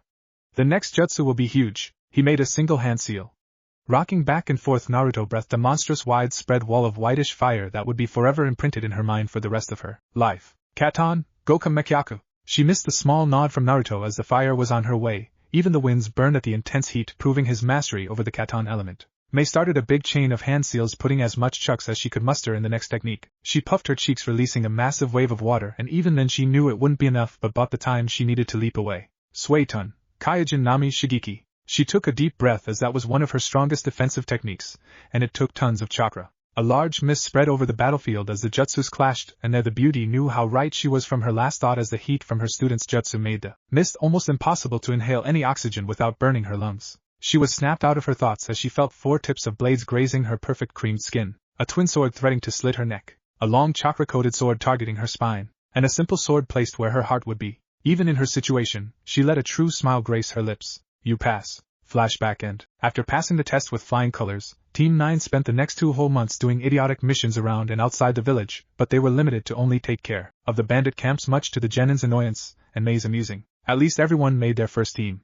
Well, in Chojuro and Ringo's case that is. During the second month, Naruto decided that his team was ready to know one of his biggest secrets. After telling and showing them his Sharingan, as he knew when they started to go on harder missions he would need to use it, and didn't want to bother himself explaining everything. Needless to say, his nose found the heaven scent of May's breasts while mumbling something about strong man, muscle body and godly eyes, much to the amusement of the other 2 genins as they were already acquainted to their antics, and the sweat drop and jealous face of Yugura, who was present at the time and already knew everything from his teacher and ancestor, Sandai Mizukage. He doesn't know he was actually Madara himself.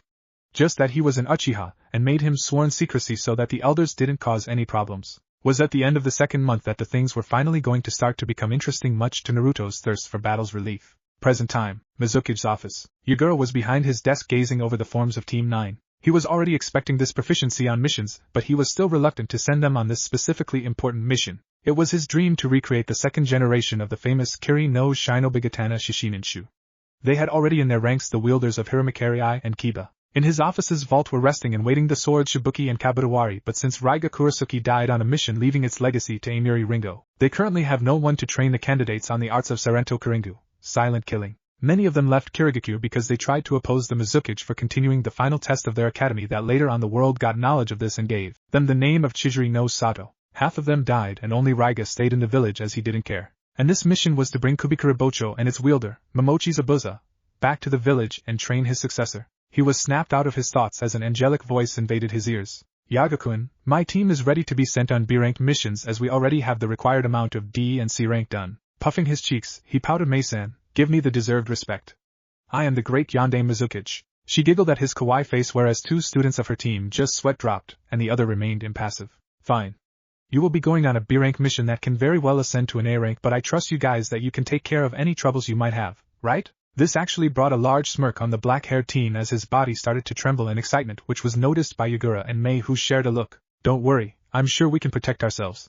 So, what's the mission, Panda-kun? She purred at the end, enjoying the annoyance face of the short man and ignoring the grumble's disrespect. Superiors and old ladies, though that last one made her lips twitch. He finally answered, your mission is to head to Nami no Kuni and bring back Momochi Zabuza and his apprentice by any means. 2 days later, Nami no Kuni. 4 figures were hiding in the trees as in front of them a battle was going on between their target and a Konoha team. The latest was losing badly, and as they were about to be decapitated another voice stopped them. Mokutan, Mokujihiki. A large strong wall of wood sprout out of the ground, intercepting the large sword in front of a gray-haired man who sighed in relief and finally relaxed by the following voices. They took their time. Katan Ninpo, Hibashiri, Futan de Tapa. A feminine voice shouted as she breathed a large jet of flames that took form of a ring surrounding the 2 figures, one with a large sword on his back and the other with an hunter-nin mask. As a strong gust that came out of a black-bearded man combined with the flames, increasing its size and heat. As the 3 figures jumped in front of their comrades, the gray-haired man who was regaining his breath gave them an eyed smile. You're late, Tenzo, Enko Asuma. The now revealed Tenzo spoke. The world must be coming to an end for you to say that, Kakashi. The others nodded in agreement, and a tall, well-built man who had a cigar on his mouth took a step forward, glaring the 2 figures who were surrounded by the wall of fire. Momochi Zabuza, Hunter-nin, you're surrounded. Surrender as you have no way out of this. The woman with an intricate trench coat who supported an insane grin spoke. Maybe we can let my snakes feed them. What do you say? The Kubikura Bocho wielder smirked at that and replied in a gruff voice, HN. Do you think we didn't know that the copycat over there wouldn't call for backup? On his side, the long black-haired figure, seeing their shocked faces, added, I don't like killing people, but since you threatened Zabuza-sama's life I'll make an exception for you. An huge sadistic smirk, not that they could see because of the mask, sent shivers through their spine. Asuma, who snapped out of his shock, smirked. Oh. You think you can take us for fools with your puny bluff? Don't why, Suetun, Suihachi. A voice interrupted their argument as a fairly powerful jet of water washed over the flames, causing a good amount of steam to rise up from it. As the mist started to settle down, the Konoha nins widened their eyes in shock at who was in front of them. Finally, he spoke. Na Zabuza-chan, you're quite busy over here. The former ANBU grunted at the statement in annoyance as he addressed the figure. It's been a long time. Few minutes ago, in the trees, Team 9 were quite interested when they saw someone using the famous Mokutan. They noticed their gun by user teammate was trembling even more in excitement, and they knew it was time to initiate their mission. Excitement was actually an understatement. His blood was pumping at such speeds that he was afraid that he would get an heart attack at any time now. As Mei finished relaying specific orders to her students, as the mission had changed a bit with the newcomers, they moved, and she went through a chain of hand seals. The auburn-haired woman didn't notice the insane grin on the young Uchiha's face, or she just decided to ignore it. Let's go. Present time, at the bridge, Hashigaki Kisame. I said in the last chapter that everyone was forgetting about someone. In the original anime he sided with Madara, but here, since Madara didn't meet or offer him a deal, he just left Kirigakure. Kisame has always been one of my favorite characters in the anime, so it was mandatory that I had to bring him. Kakashi snapped out of his shock as his mind was racing through several plans per second. This changed everything, though he was still quite confident that Asuma and Tenzo were able to defeat Kisame alone. He and Enko would take on Zabuza and his companion. Fortunately, his students took the bridge builder out of the battlefield, or they would just get in the way. I've replenished my chakra, I can move now. The shark-skinned man gazed over their enemies and addressed his former swordsman teammate Ne. This will be quite a difficult battle, but me and Samahata have been hitching for a fight for some time. This will prove to be interesting. Everyone tensed as he finished his statement, but before they could move a huge shadow loomed over them and everyone tilted their heads upwards. They didn't have time to be shocked and amazed as a massive torrent of lava washed over where they were standing. Yotan, Yokai no Jutsu. As they turned their gazes to the side, a different chain of reactions crossed everyone's face. Zabuza paled. I'm screwed. Kisame chuckled. Now, this just got much interesting. Konoha, although were in shock not because of someone using a strong and rare Kekkai Genkai but for other reason. An Uchiha in Kirigakure. Black hair with an auburn tint on it. That armor, he's the Jigaku no Shanin. They were broke out of their thoughts as a melodic voice spoke. My, were you planning to start playing without us, Zazakun? A sickly sweet smile crossed her lips as Zabuza paled even further, if that was possible, ignoring the damn pet name she used to call him. His companion, although, was looking over the black-haired man in their group, sensing the strong presence he was emitting. A small blush spread on her cheeks, and she thinks that her mask is still on. The same boy that she was gazing to step forward, his three-tomoed Sharingan boring into a specific man's soul as he lifted his pointing towards him. You. Follow me. Now. His insane grin, coupled with the amount of chakra he was emitting plus the spinning red eyes, made them involuntarily take a step aback. His blood was boiling. His body was hitching for a dance. Although he had a feeling that he was going to be disappointed in the end, he turned his murderous eyes to the man that took a step forward. Said man inhaled and breathed a good amount of smoke before replying, "Kid, this is not child's game. Do you really think I would let him go anywhere by himself?" Without any hesitation he grunted, "HN. Fine, you can come as well." They had to do a double take, but when he saw him vanishing they followed suit. Maeve, who was watching the whole scene, was about to follow her student as well when a voice interrupted her for taking action. "Don't worry, I'll go and make sure he doesn't die." May smiled and nodded her head to the swordsman before his body turned into water, and with a splash he vanished. Mizu Shunshin. Her beautiful green eyes turned cold as she turned to her imminent opponents alongside a man. They were being watched from the sidelines by the genins of both teams as they didn't want to miss this battle. And a certain raven-haired boy with an arrogant smirk on his face who had just woke up was drooling at the thought of copying jutsus. Thank God he didn't get to feel the power flowing through the other Uchiha until it was too late. Few miles from the bridge, Naruto Kisame vs Yamato/Tenzo Asuma. He had his arms crossed over his chest. The wind was blowing his waist-length bare with shoulder-length bangs framing the sides of his face, covering most of his right eye. He was wearing a midnight blue armor with numerous metal plates, forming protective guards along his chest, waist, shoulders and thighs. Strapped to his back was his father's legacy. An orange-brown gun by which had a long black chain running up it. And finally his sword strapped on his waist. After a few seconds the party graced with their presence as one of the mans appeared on his side. Said man grabbed the hilt of the massive sword strapped on his back as he brought it in front of him, smashing the ground as multiple scales came out of the bandages. "So, this is the famous Samahata." This was everyone's thought as the shark skin man spoke. "So, shall we start?" His only response was a movement on his left side as he watched slightly amused the boy already holding up a hand seal as Samahata trembled with excitement at the teen's massive chakra input. The boy puffed his cheeks and expelling several dragon-headed fireballs at a decent speed towards their opponents. He immediately took action running towards them. Kisame followed him as his interest in the boy spiked, watching him taking the enemy head-on. "Just the way I like. Katon, Ryuan Hoka no Jutsu." Both Konohanins were still slight disturbed seeing an Uchiha outside of Konoha. When the Uchiha clan gets wind of this it will bring many problems in the future. They needed to take him out and bring him back alive if possible. Yamato clapped his hands as a wood wall sprouted from the ground protecting them. "Mokuton, Mokujihiki." The fire collided with the wood, almost breaking it as the ANBU captain gritted his teeth for wasting more chakra than necessary to sustain the wall. Asuma, seeing his opponent on his way, immediately went through his hand seals, expanding his chest as he inhales a good amount of air and breathing a massive stream of hot fire towards the Uchiha. "Katon, Karyu Enden." As the flamethrower was coming on their way, Naruto stopped on his tracks, going through his own hand signs, finishing at the same time as Kisame, and both shouted in unison, "Suetun, Hahanryu/Futon, Kami Oroshur, Gofa Suka no Jutsu."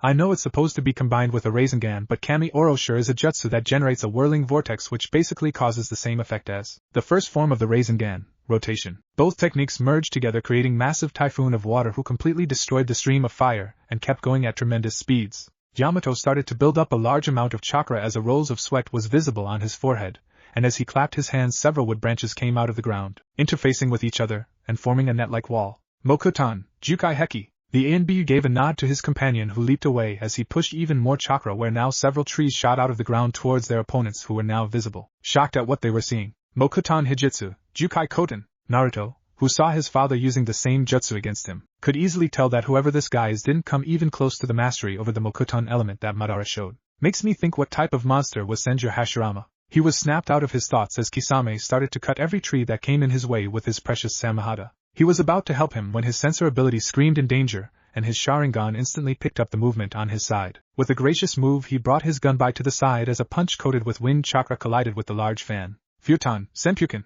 Asuma had a surprised look as he gritted his teeth. How? My fist should have at least make a dent, there's not even a single scratch on it." He was brought out of his thoughts as the gun by was glowing white as if it had absorbed the impact. "You're a fool for trying to take me head on. Now I shall return that to you, Yuki. Converting the chakra absorbed, Naruto positioned the fan in Asuma's direction, who was still in mid-air. A massive explosion of chakra hit the older man head on, sending him backwards. He didn't have time to rest as a huge torrent of lava was coming his way. What is with this kid? Yotan, Yogan Erasure. He made the only thing he could in that situation. He replaced himself with a log. Kawarimi no Jutsu. The bearded man took a deep breath, coughing some blood as he looked over the other battles. Yamato was already low on chakra as he was barely standing after Kisame shoved his samahata on his shoulder. Kakashi and Anko had several burnings and cuts all over their body, and their opponents looked as good as new. Looking over his opponent again, he could barely hid his surprise as the young Uchiha seemed like didn't break a sweat, which made him mad. He knew this was a lost battle. He needed to retreat and regroup with everyone. He was cut out of his thoughts as the black-haired boy spoke. I'm disappointed. You're a jounin from Konoha and you can barely hold a candle against me. You tripped in your own steps while dancing. He watched as the Kirigakure genin lifted his finger pointing at him. As he continued, you're disappointing. Suddenly several earth and water spears impaled him out of nowhere, and he screamed in pain as blood exploded from his wounds, and the last thing he saw was Kakashi, Yamato and Anko also getting impaled before darkness claimed him. TSH, he wasn't even able to see through my Utakata Genjutsu. He was snapped out of his musings as Kakashi, Yamato, and Anko jumped to where Asuma was lying. They checked all the blood dripping from his multiple wounds. Anko was about to rush the brat for killing one of his friends when the Grey-Eyed stopped her. Don't, Anko, he got caught in a Genjutsu, a strong one it seems. Kai, placing a hand over Asuma's shoulder, and canceling the foreign chakra in his body, he watched as the tall man slowly opened his eyes and took on his surroundings.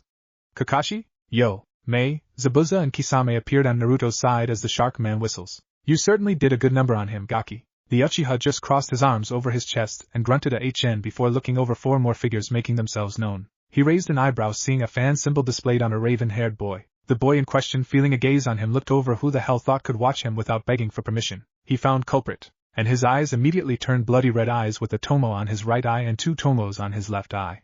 Oh boy, he was furious. With an arrogant and murderous tone he spoke. Dobe, who do you think you are for stealing my clan's precious Sharingan, huh? Kakashi was about to shut him the hell up but was cut out. Your clan?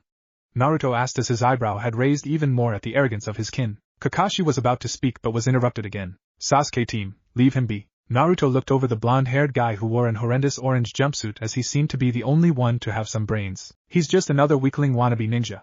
I'm Namikaze Menma, the next Hokage Databeo. He pumped his fist in the air as he proclaimed that.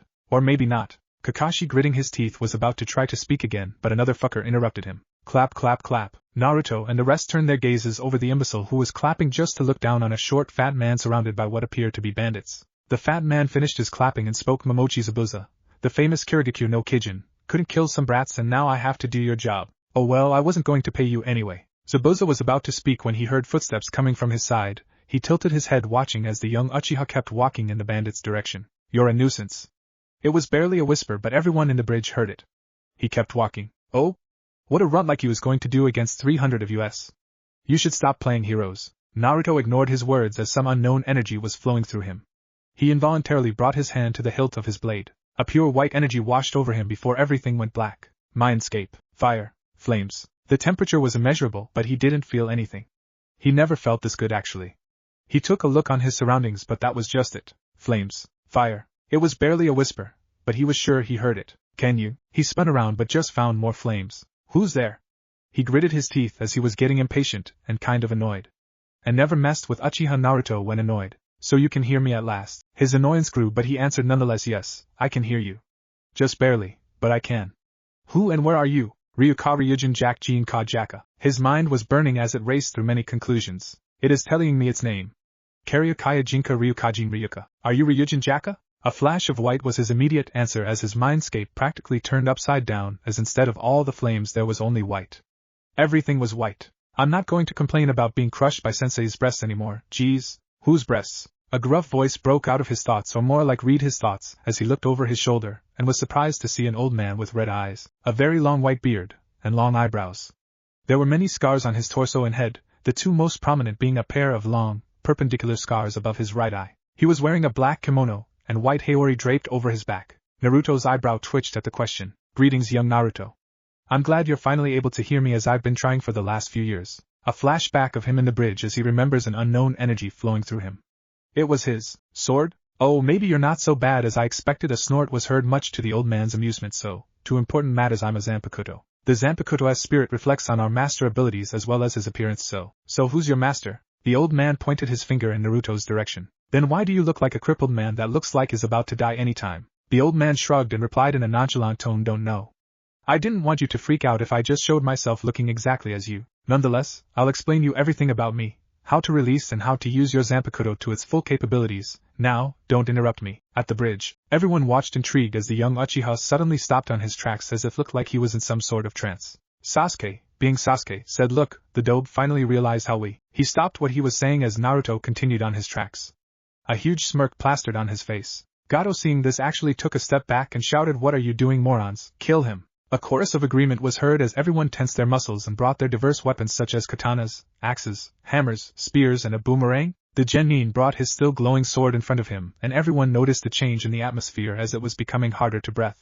Everyone was snapped out of their thoughts as a chanting was heard. Bancho Isai Kaijin Tenace, Ryujin Jaka, reduce all creation to ash, Ryujin Jaka, a simple swing, and then all hell broke loose. A raging blaze inferno, as a massive widespread wave of fire was unleashed from the unique blazing sword. Everyone could feel the heat the wave was emitting. Their skin burned and they weren't even close nor the target of that inferno. All the bandits, included Gato, sweated as they knew this would be the end. They had already dropped their weapons and were about to just jump to the river, but a huge roar caught their attention, and when they turned around, every single one of them paled as the wave picked up its speed and was already upon them. They did the only thing they could. They screamed. 10 minutes later, both Konoha, Kirigakure and Missing Neens had their eyes widened in shock.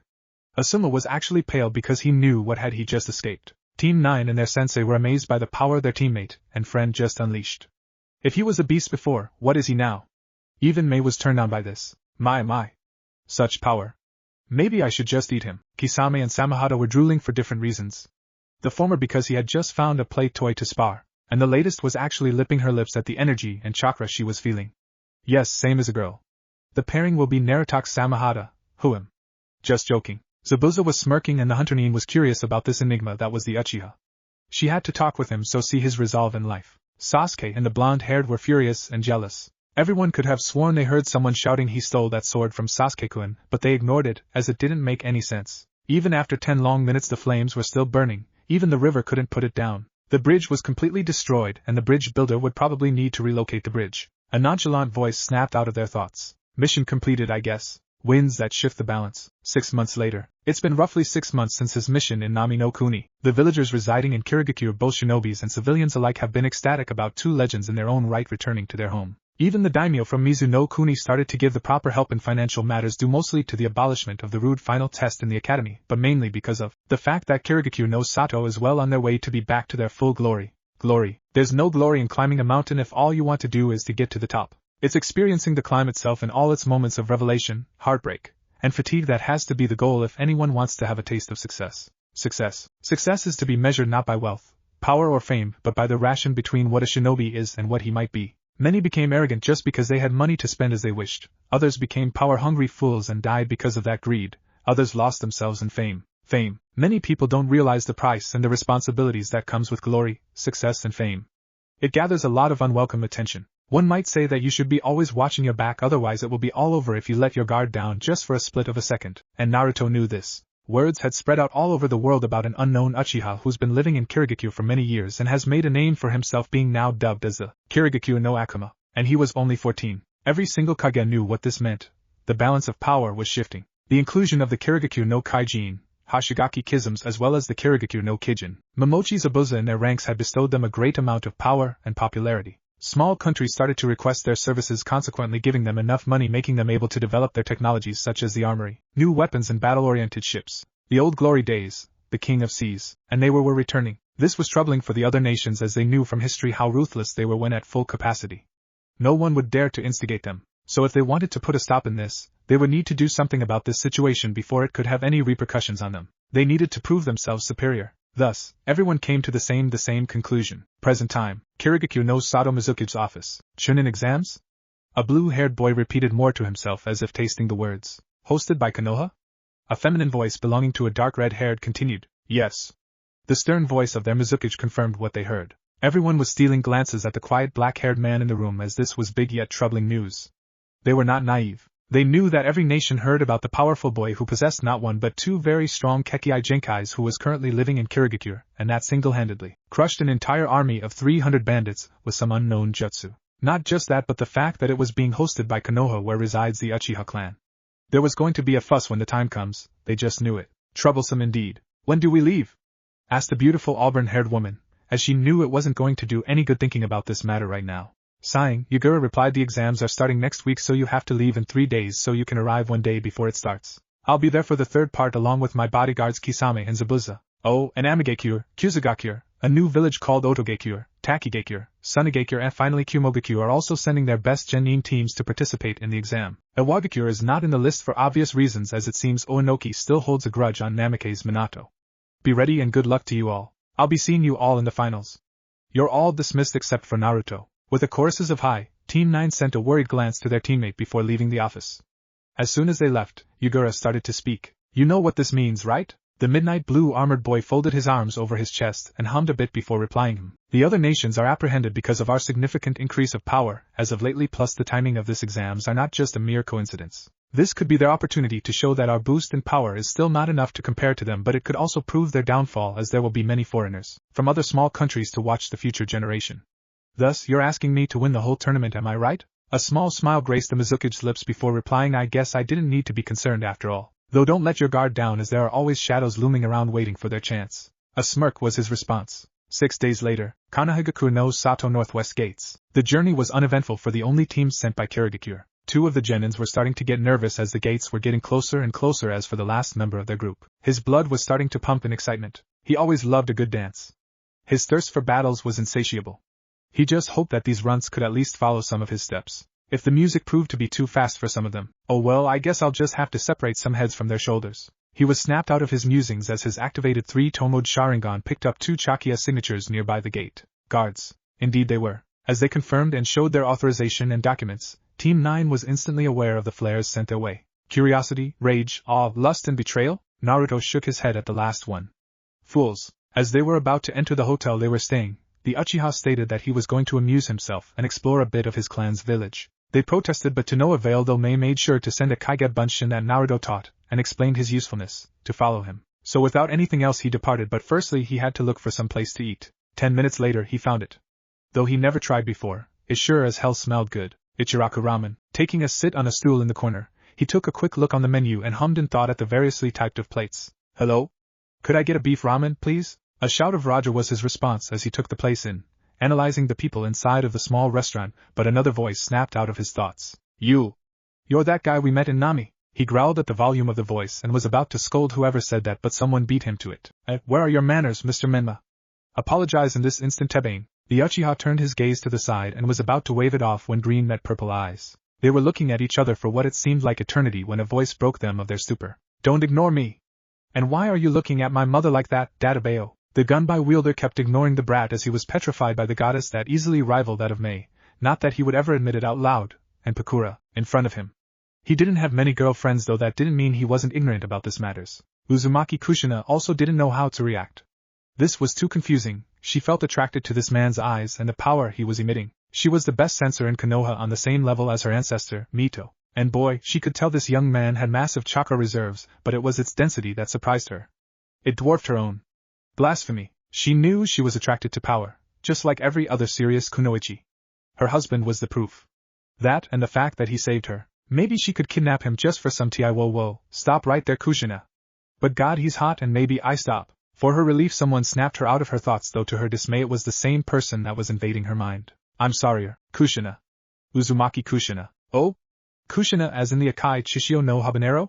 Yes? She was kind of curious on how he knew about her ex-moniker, as she only got back to the shinobi forces 1 year ago, and it seemed as if the stories of her prowess were forgotten, with the years. My name is Uchiha Terumi Naruto. Terumi, you say? Hi. I have to go now, but I would like to talk with you maybe after the second part of the Chunin exams? Sure. After leaving some money on the counter, he bid her a see you later, vanishing in a torrent of black flames. He had piqued her interest. She was glad that Minato was busy with all the arrangements for the exam, or else she was going to hear the end of it. She was so entranced in her thoughts that she almost missed her son whining. What was that all about, Ka-chan? The winds blowed her long red hair, a small smile gracing her lips before replying. Nothing at all. 1 day later, Konoha's academy. As Team 9 entered the room, they were met with glares coupled with some killing intents, although all that stopped as everyone noticed the black hair, then the red 3-tomoed eyes, the midnight blue armor, and finally the gunhai strapped to his back. They all shut their mouths. Soon the murmuring started, though Naruto and his team just didn't care and lined up to some random wall as the former analyzed the strongest ones in the room. The Uchiha folded his arms over his chest, raising an eyebrow as he gazed over a blonde woman, a red-haired boy, a minted green-haired girl. He missed the furious glares from another two Uchihas, or he just didn't care. The Uchiha massacre was stopped by the Yondaime. Their chakra is similar to that of Mizukage-sama, Utakata-san and Kushina-san. Oh, so they are Jinchurikis as well, though it seems like the blonde and the red-haired are weaker, and judging for their heights the boy possessed the Ichibi, and the girl has Nibi, seal inside her. The former is leaking tons of bloodlust, and the latter has way more control, an emotional wrecked brat and a perfect Jinchuriki. Interesting. The girl from Takigakyo, which if I'm not mistaken has the Nanabi, is too fragile and young, so she probably can't stand too much of its corrosive chakra before goes berserk. They weren't kidding if this is the way they want to prove themselves. He was snapped out of his thoughts as his ears picked up some voices nearby the doors. Uchiha Torimi Naruto. Naruto turned his gaze over a familiar mop of blonde hair who was talking to a gray-haired teenager. That's Kushina and Yondaime's son. He was curious when that boy took a random card and pushed some chakra into it. Naruto noticed a slight widened in the boy's eyes and immediately narrowed his own red eyes as he heard a particular sentence before snapped his fingers. 40 D ranks, 71 C ranks, 12 B ranks, 2 A ranks and 1 S rank. Impressive. His taijutsu, ninjutsu, kenjutsu are off ch. Snap. The card lit on fire, giving the boy named Kabuto some nasty burn on his fingers. The people who were paying close attention to the information widened their eyes in surprise, and some others narrowed them to the Uchiha, who still had his arms folded with an impassive look, but inwardly his mind was racing through many possibilities. That's too much information for a simple genin. I wouldn't mind until he said that S-ranked mission. That was the training trip with my father, and it should be a village secret as only my mother and the Mizukage has the knowledge of it, and the mission is not even recorded. He's pretty much a spy, but there's more to it, as those cards of his contain several informations about everyone present, so that means he's working for or with someone that has a large spy network. Who? While he was busy on his train of thoughts, he missed the attack of 3 Otogekyo on Kabuto, who said something disrespectful about them. But it all stopped as the proctor stomped the room and shouting about maggots and exam starting. 10 hours later, both the writing and the second part of the exam that took place in the Shinomori, Forest of Death, were easy. It didn't even give them a challenge. A black-haired girl from a team sent by Amigakyo claiming to be Hanzo's daughter, Akatsuki, in this FIC is made of mercenaries just like in the anime before Tobi came in. They were hired by Hanzo, but in this story they stayed permanently, and are now a branch division of Amigakyo's ANBU instead of being betrayed by Hanzo after Danzo's offer. I'll bring Nagato, Yahiko and Konan later on, don't worry. Had challenged Naruto, saying it was her father's orders to test his power, and see if the rumors were true or if he was just another fool using the fame to mask his flaws. Flashback. Are you ready? With an amazing synchronized sigh, Team 9 went to their respective battle stances as their opponents started to run towards them head-on. With another synced raised eyebrows, they went through a chain of hand seals as Shojuro using a single scroll with the kanji 4 water for support for his technique. Pushing chakra on it, a torrent of water explodes from it before clapping his palms and shaping it into a spiraling vortex who explodes from the top in the form of a wave, changing the entirety battlefield. Suetun Swishoha. Their opponents just had time to jump backwards, standing on the water using chakra. They widened their eyes in shock as Ringo had slammed her palms in the water and discharged a huge amount of electricity that run through their bodies. Raitun, Horia Raika. They were gritting their teeth at the ease their opponents immobilized them, and now were at their mercy. A large cloud of superheated ash came out of Naruto's mouth enveloping them and a large part of the field who was enjoying the looks of horror and painful screams from the burnings the ash was causing. The last thing they would see was Naruto clicking his teeth, igniting the stagnant ash, and a massive explosion rocketed through the area before everything went black. Katon Heizukisho. That was fun. They sweat dropped at the red-haired comment before taking the scroll from the uncautious if not death team and vanishing a second later. Flashback end. They were the first to arrive at the tower, not that they expected anything less, and with that they went to their own rooms. At the tower arena, it didn't surprise Naruto that many of these teams he was observing had passed. He wanted to fight at least one of the present Jinchurikis, as they possessed a good endurance, so it made him able to test some jutsus without killing them. The Uchiha noticed many eyes on him coming from the Jounin platform. There he saw Mei, who winked at him, making his eyebrow twitch. Many Konoha and other villages Jounins, probably senseis of the teams that had passed. He also saw the famous Sandaime Hokage, Sarutobi Hiruzen, and his teammate Shinobi no Yami, Shimura Danzo, who was looking at him like he was a piece of meat. Naruto also noticed an Uchiha with Jounin uniform glaring furiously at him and put 2 and 2 together. So, he's the Uchiha clan head. Better give him a warm welcome. He put on his father's smirk and whisper, and I'm not impressed.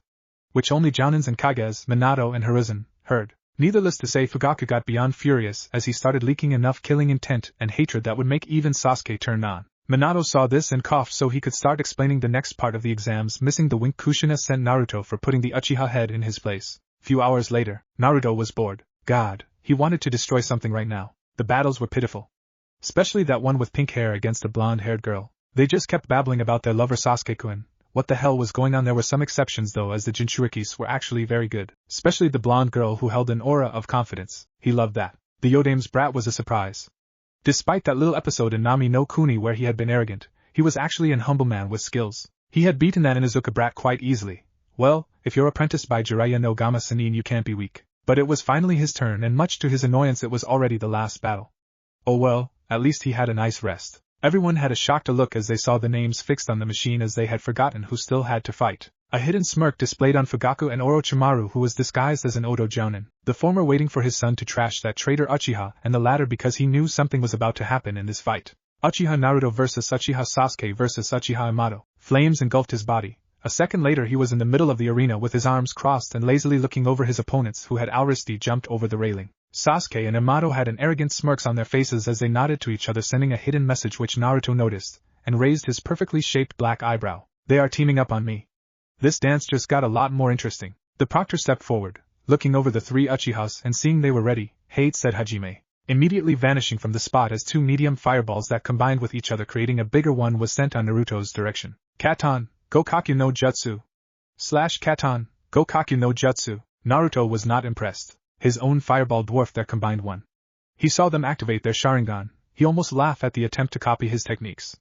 Even the clan head was doing the same. Pity. Naruto could have just unsealed the gunbai that was sealed on his right wrist because he didn't want the Uchihas to notice the similarities with Madara's gunbai. The black-haired teen just smirked and made a lone hand seal, building up chakra and puffing his chest. Fugaku, Sasuke and Yamato noticed this and fumed for not being able to copy it, but the last two had other things to worry about as an enormous dragon head-shaped fireball, which not just collided but destroyed the large fireball. Katan, Goryuka no Jutsu. Both Uchihas leaped to the side and that was what Naruto wanted as he went through a sequence of hand seals which made Mei smile as she knew what was about to happen. She was the one who taught him this little but deadly jutsu. Everyone will find it small but what they don't understand is the amount of chakra that it has. The only possible way is to escape. This runs can't dream to block this baby. Yotan Okibona Neppa. Naruto breathed a torrent of lava that took form of a small wave. Both Uchihas were quite afraid as they forgot the information they received about the traitor. Nevertheless they went through the same hand seals. They were going to fight this lava with fire. On the stands, Namikaze Minato was impressed. He used the same principles of Nidame's Swishoha and created for his own element. This foreign Uchiha had tons of potential. Maybe even more than him. Too bad he was born in Kirigakure. He didn't care if he was from another country as it was not the boy's fault for being born there. Of course the Uchihas wanted nothing more to kill the traitor even if they didn't have any fundamental reason. The young Hokage didn't allow that. These exams were very important to the future as there would be daimyos from all over the elemental nations. There couldn't be any problems. The problem was Danzo. The old warhawk was adamant in kidnapping him, or at least kill him and get his eyes removed. The Namikaze had strictly prohibited him from touching the young Uchiha, or he would make sure to kill Danzo himself. After calling his so-called Hokage a fool, he left the room to prepare for the incoming invasion. With Orochimaru fighting that fool, I'll have enough time to kill the brat and take his eyes. I failed with sure sway but I won't fail a second time. Nevertheless, he watched as the foreign Uchiha dominated the battle calmly as if he was already sure that he would be the winner. Kushina and the rest had also surprising looks as this was 2 against 1, and it seemed as if they were about to be crushed as mere ants. Everyone was snapped out, or their thoughts by an unusual high-pitched scream. Be careful Sasuke Kyuin, back in the arena. Katan, Hosenka no Jutsu / Katan, Karyudan. 2 shouts followed by a flamethrower spewed from Sasuke's mouth, and several medium fireballs from the other which clashed with the small but extremely hot wave. It gave time for Sasuke to leap away but Yamato was too slow and he got 3rd-degree burns on half of his body. A high painful scream followed the explosion of lava. Sasuke, who has seen everything in slow motion with his Sharingan imprinting the process, had a murderous expression on his face, and looking at the impassive face of the boy in front of him only enraged him even more. When he heard his annoying teammate shouting he looked over that spot and behind her he locked eyes with Kakashi. An evil smirk crossed his lips as he remembered something he copied 6 months ago. He went through some hand seals. A murderous look crossed the gray-haired man. Chidori. The sound of chirping birds made Naruto raise an eyebrow analyzing every single detail about this jutsu with his Sharingan. He noticed the disgusted face of Kakashi, and realization hit him upon seeing the drops of sweat on Sasuke's face. You're using something that you didn't ask permission for and worse than that is the fact that you haven't tried to master it. This is your 2nd or 3rd time using this jutsu. I can also see that it's not even close to be completed. You disgust me, Uchiha. And for that you shall learn. Sasuke sneered, shut up traitor, I'm going to kill you with this. The duck-shaped haired boy started to run, his Sharingan madly spinning towards the other Uchiha. Naruto clapped his hands building an enormous amount of chakra and as he starts to move his hands apart, between the palms a basketball-sized ball with black flames danced. Everyone could feel the amount of chakra compressed inside the ball. It made even the Hokage sweat. Enten, Ashoka and Kagetsuchi. They clashed their respective jutsus with each other. A loud boom followed by a massive explosion of black flames and smoke was the result of it. The arena shook a little before a painful scream snapped everyone out of their shock. When the smoke cleared, everyone noticed the burns on Sasuke's arms and even on his chest as the shirt was burned to crisp. To the surprise of Naruto, he was still conscious though he noticed some weird black marks spreading all over his body. Raising an eyebrow at the sudden increase in his chakra, he analyzed this new situation as his blood was starting to pump. On the stands, a wicked grin split Orochimaru's face which went unnoticed by everyone. Good Sasuke-kun, give yourself to the hatred that is plaguing your heart. Fugaku was fuming because of Sasuke's incompetence at destroying this punk. It just proved that he couldn't be compared to his older brother. Upon seeing the strange black markings, he was literally disgusted at his son for using someone's power, though he filled that for later as at least he could accidentally kill this traitor. Enko, who knew everything about the Juinjutsu, was about to jump to stop the battle when a powerful and angelic voice stopped her. Don't. The Jounins turned their gaze towards Team 9 Sensei, who surprisingly was smiling. Upon seeing their questioning looks, she continued, Naruto will beat him with ease. Just watch the show and don't you dare to interfere with my students' fight. Enko and some other genins were about to protest when a maniacal laughing stopped them. They all turned to the arena. In the arena, ahahaha. Yes. With this I'll kill you. And then I'll easily surpass my brother. Naruto kept his impassive look before unfolding his arms and tensing his muscles as he went to battle stance. He opened his mouth. So let's take up a notch in our little dance, shall we? He vanished. Sasuke had only time to widen his eyes before he bended over. A good amount of blood came out of his mouth, as a powerful knee hit his stomach followed by a foot found his right cheek that sent him crashing on the wall. Shuriken Kage Bunshin no Jutsu. The sound of shurikens alerted him from the incoming attack. He was about to dodge using his Sharingan, but the 10 deadly objects suddenly quadrupled. His Sharingan picked up the movement of his opponent, clapping his hands. Futon, Repusho. Wind compressed and transformed into a powerful gale that doubled the shuriken's speed. Everything slowed down for Sasuke as he was feeling so much hatred for being hopeless, hatred for being weak, hatred for being unable to beat him. Black markings spread over the other half of his body and started to attach to each other. His skin turned dark gray and his hair grew and turned dark blue. His eyes also turned dark gray. Additionally, he grew webbed claw-shaped wings from his back which he could use to fly and glide, and a dark, star-shaped mark appeared across the bridge of his nose. He quickly used his new wings to cover himself, but he was not prepared for what happened next. Naruto watched the transformation in fascination. He could feel his power, speed, chakra being doubled, no, tripled. Amazing. He noticed Sasuke using his wings to protect himself. Not enough. The Uchiha moved many of his fingertips and suddenly the 10 shurikens he threw before changed its direction as translucent wires were now visible on his fingertips attached to the shurikens. As the lines were now encircling and immobilizing the dark-skinned man, Naruto attached the strings in his mouth before making a single hand seal as fire exploded around his body, and a second later the flames were launched using the strings as a guide. Katan, Ryuka no Jutsu, another scream. But this one was shorter as he used his burned wings and shook away the flames. He smirked at the power flowing inside of him before glaring at Naruto, an insane bloodlust grin ear to ear that made Gaara or Shikaku aroused. He sped towards Naruto, who noticed the significant increase in speed too late, and had only time to block the punch which sent him almost crushing into a wall just by the sheer force in that punch. He had no time to rest as a large fireball was getting closer at tremendous speeds. Katan Hinden, Naruto smirked. That's more like it. His Sharingan started to spin widely as if searching for something in his memories.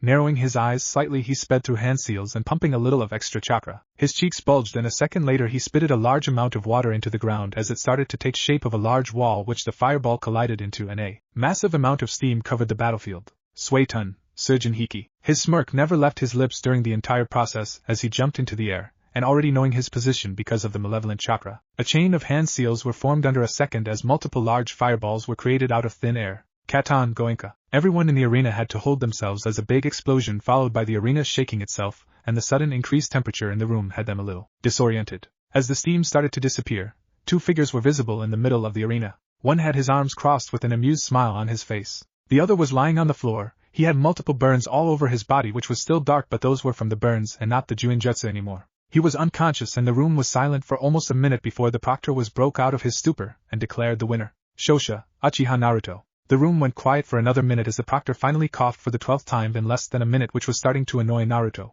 He explained everything about the next and final stage as everyone needed to take a piece of paper to see who they were up against. Namikaze Men 10, Sabaka no Temari 3, Sabaka no Gaara 1, The 5, Nara Shikamaru 4, Sabaka no Kankuro 2, Aburame Shino 6, Hyuga Niji 9, Amuri Ringo 8, Uchiha Naruto 11, Chojuro 7, Yugito 12. Alright, here is the map. Sabaka no Gaara vs Kankuro, Temari vs Shikamaru, Fu vs Shino, Chojuro vs Ringo, Niji vs Menma, Naruto vs Yugito. You got 1 month to prepare yourselves. Good luck and see you then. Dismissed. As everyone started to leave the room, Naruto called out Kushina after seeing the yondaime vanishing in a yellow flash. She complied, walking towards him. Hello Kushina-san. Ma, just Kushina Tebane. She clapped her mouth, noticing the slip and cursing herself. There was a small smile on the Uchiha's lips. Fine. I wanted to ask you if you could train me in Kenjutsu for this month? Kushina was a bit taken aback by the offer, never expecting such offer. She hummed a bit at the pros and cons. She could teach a prodigy at least in ninjutsu, as that was the only thing he showed so far, though she heard the rumors about some technique he used with his sword as a medium, and if that was true then he could probably be very adept to swords, and since at her prime, she was stronger than the Kiri no Shinobigatana's Nananinshu, and he came strictly to her meant he knew more than just to swing his blade. Her son was probably going to be trained by Erosen, and so, I accept, though I can't see why would you spend an entire month learning how to properly wield a sword. Oh my dear, but that's where you're wrong. There's someone else I was looking forward to learn from. As he said that, his eyes moved to a certain corner in the shadows and winked, and he could almost feel the curiosity coming from the person in the shadows, missing the slight blush in the red-haired beauty. Nevertheless, he turned to Kushina, who seemed to notice everything that happened, though she could really feel the emotions ranging from curiosity, confusion, interest and excitement, due to her sensory abilities. Damn, I guess that brat is going to teach this cutie punk. Meet me at 7 a.m. at Airwell. I guess we can use the Forest of Death. Is that alright for you? Kushina almost paled at being so close to spiders, snakes and EW. Oh well, she already agreed with his kin to train him, and this was a good opportunity to get into shape even faster, and she really had nothing to do since there was no missions. Because of the impending invasion, Jiraiya had already warned her husband about some of the Otogekire's plans and its leader, Orochimaru. Minato said something about temporary alliances, but she knew how difficult it was going to be for the other villages to help Konoha. That was one of the reasons she was going to train Naruto. Maybe if she helped him and the Zukage came to know about hers and Naruto's relationship, Kirigakure would be more inclined or willingly to support them. Fine. Be ready, Naruto-kun. He raised an eyebrow at the suffix and for the first time in his life, decided to tease as he spoke in a mock-hurt tone. Era, you wound me for thinking so little of me, Kushi-chan. She flushed at the pet name and decided to leave before she said something she would come to regret.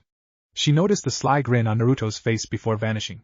Jerk. Naruto put on his impassive face and turning around, narrowing his eyes towards a specific spot, and spoke seemingly to no one. So, do you accept training me? There was a minute of silence, and he was about to just leave when the shadow in the corner decided to move. Naruto widened his eyes as a huge fireball was coming his way from behind him. Katan, Gokaku no Jutsu. Such speed, I didn't even see him move. He immediately stomped the floor with his foot beneath him as a thick large wall of earth exploded from the ground and stopping the fireball. Doton Doriahiki, impressive. A whisper behind him made his eyes widened in shock.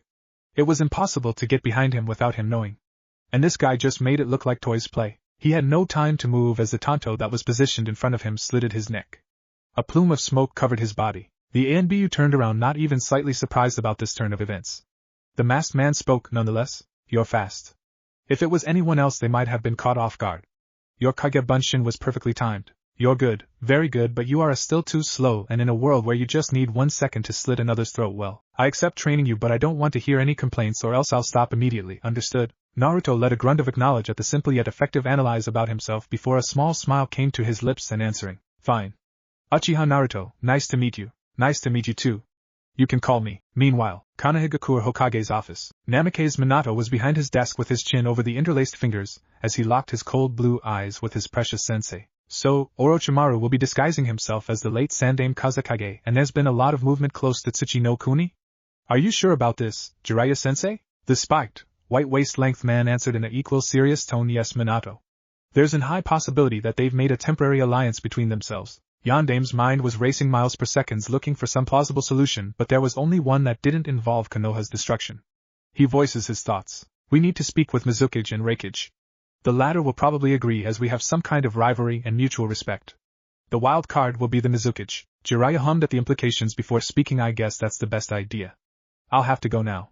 Your son wants to beat that Hyuga brat pretty badly. Oh well, see later. As he watched his sensei leaving, he couldn't help but think that the balance of power was about to shift even more for one side. Back in the arena, you can call me Shursui-sensei from now on. There was a grin behind his mask, but his fellow Uchiha couldn't see. Hi Shursui-sensei.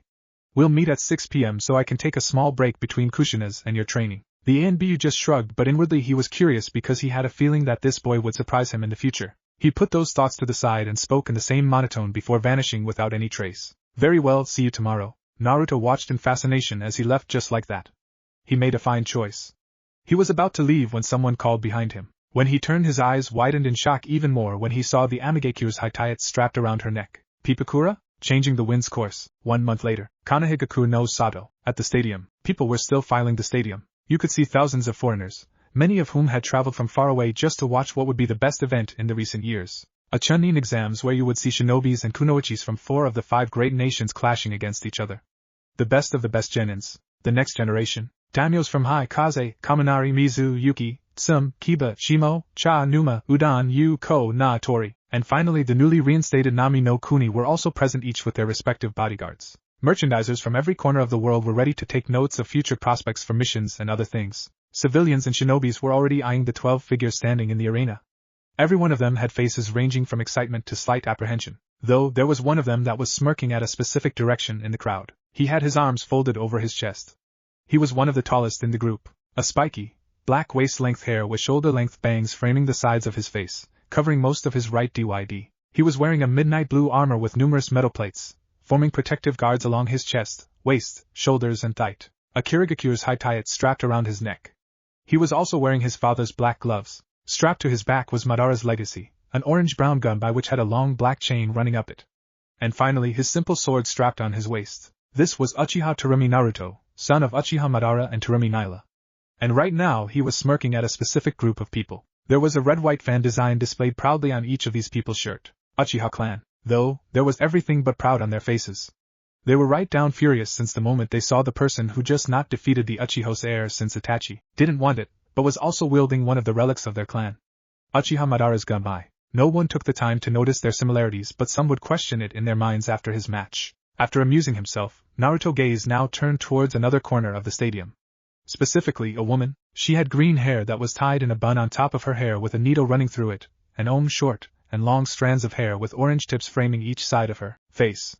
Her attire consisted of a sleeveless, backless top and short tight pants, with 2 lapels on the front and the back. She was wearing an obi around her waist, as well as purple arm warmers which extend up to her shoulders and bandages around her thighs and ankles. An Amigekure's high-tie strapped around her neck. It seems you came to watch me after all, Pakura. Flashback. Pakura? A smile crossed her lips at the emotions displayed on the young man's face before replying, it's nice to see you again, Naruto-kun. Though I didn't expect to be on these circumstances. Pakura supported now a huge smirk on her face as she continued, with me being your superior as I'm a jounin, and you a mere genin runt.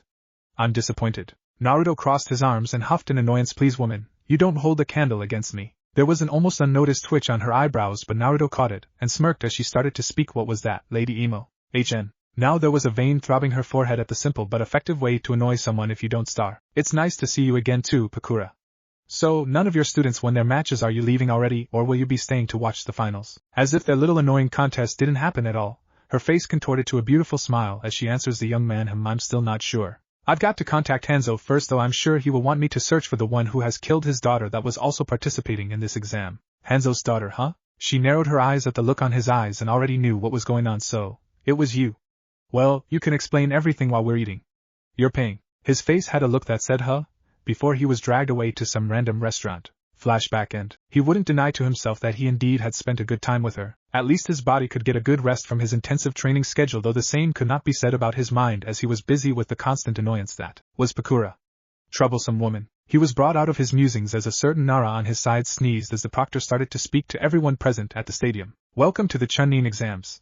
We hope that everyone is ready for the upcoming matches, as this will be an event to remember for the years to come. Now, without wasting any more time, Namikaze Menma vs. Hyuga Niji. 11 matches later, Naruto had his interest piqued. He couldn't deny that there has been some interesting battles worth to watch. The Uchiha had already analyzed all the strengths and weaknesses from all the hopeful to be Chunins. After Kankuro had his match forfeited, giving the victory to youngest brother, which had the crowd upset because they wanted to see the Suna's prodigy in action. The next battle proved to be a good clashing between two great strategists, although in the end Naro Shikamura came out victorious, but you could see the reluctance on his face. What no one knew was that his sensei had a long talk with him about the real meaning that this exams had for Konoha's future. The next match was between two insect specialists in their own rights, though the hype that the crowd had for being able to watch a Jinchuriki was quickly shut down as Shino forfeited after 10 minutes of trying but failing on ordering his Kikechus to dry his opponent's chakra. The people in the stadium, especially the foreigners, had nearly drooled at the following Kiri's clash down, both proving to be the right successors for the next generation of the Kiri no Shinobi Gatanas, one with the Hiramikari and the other with Kiba.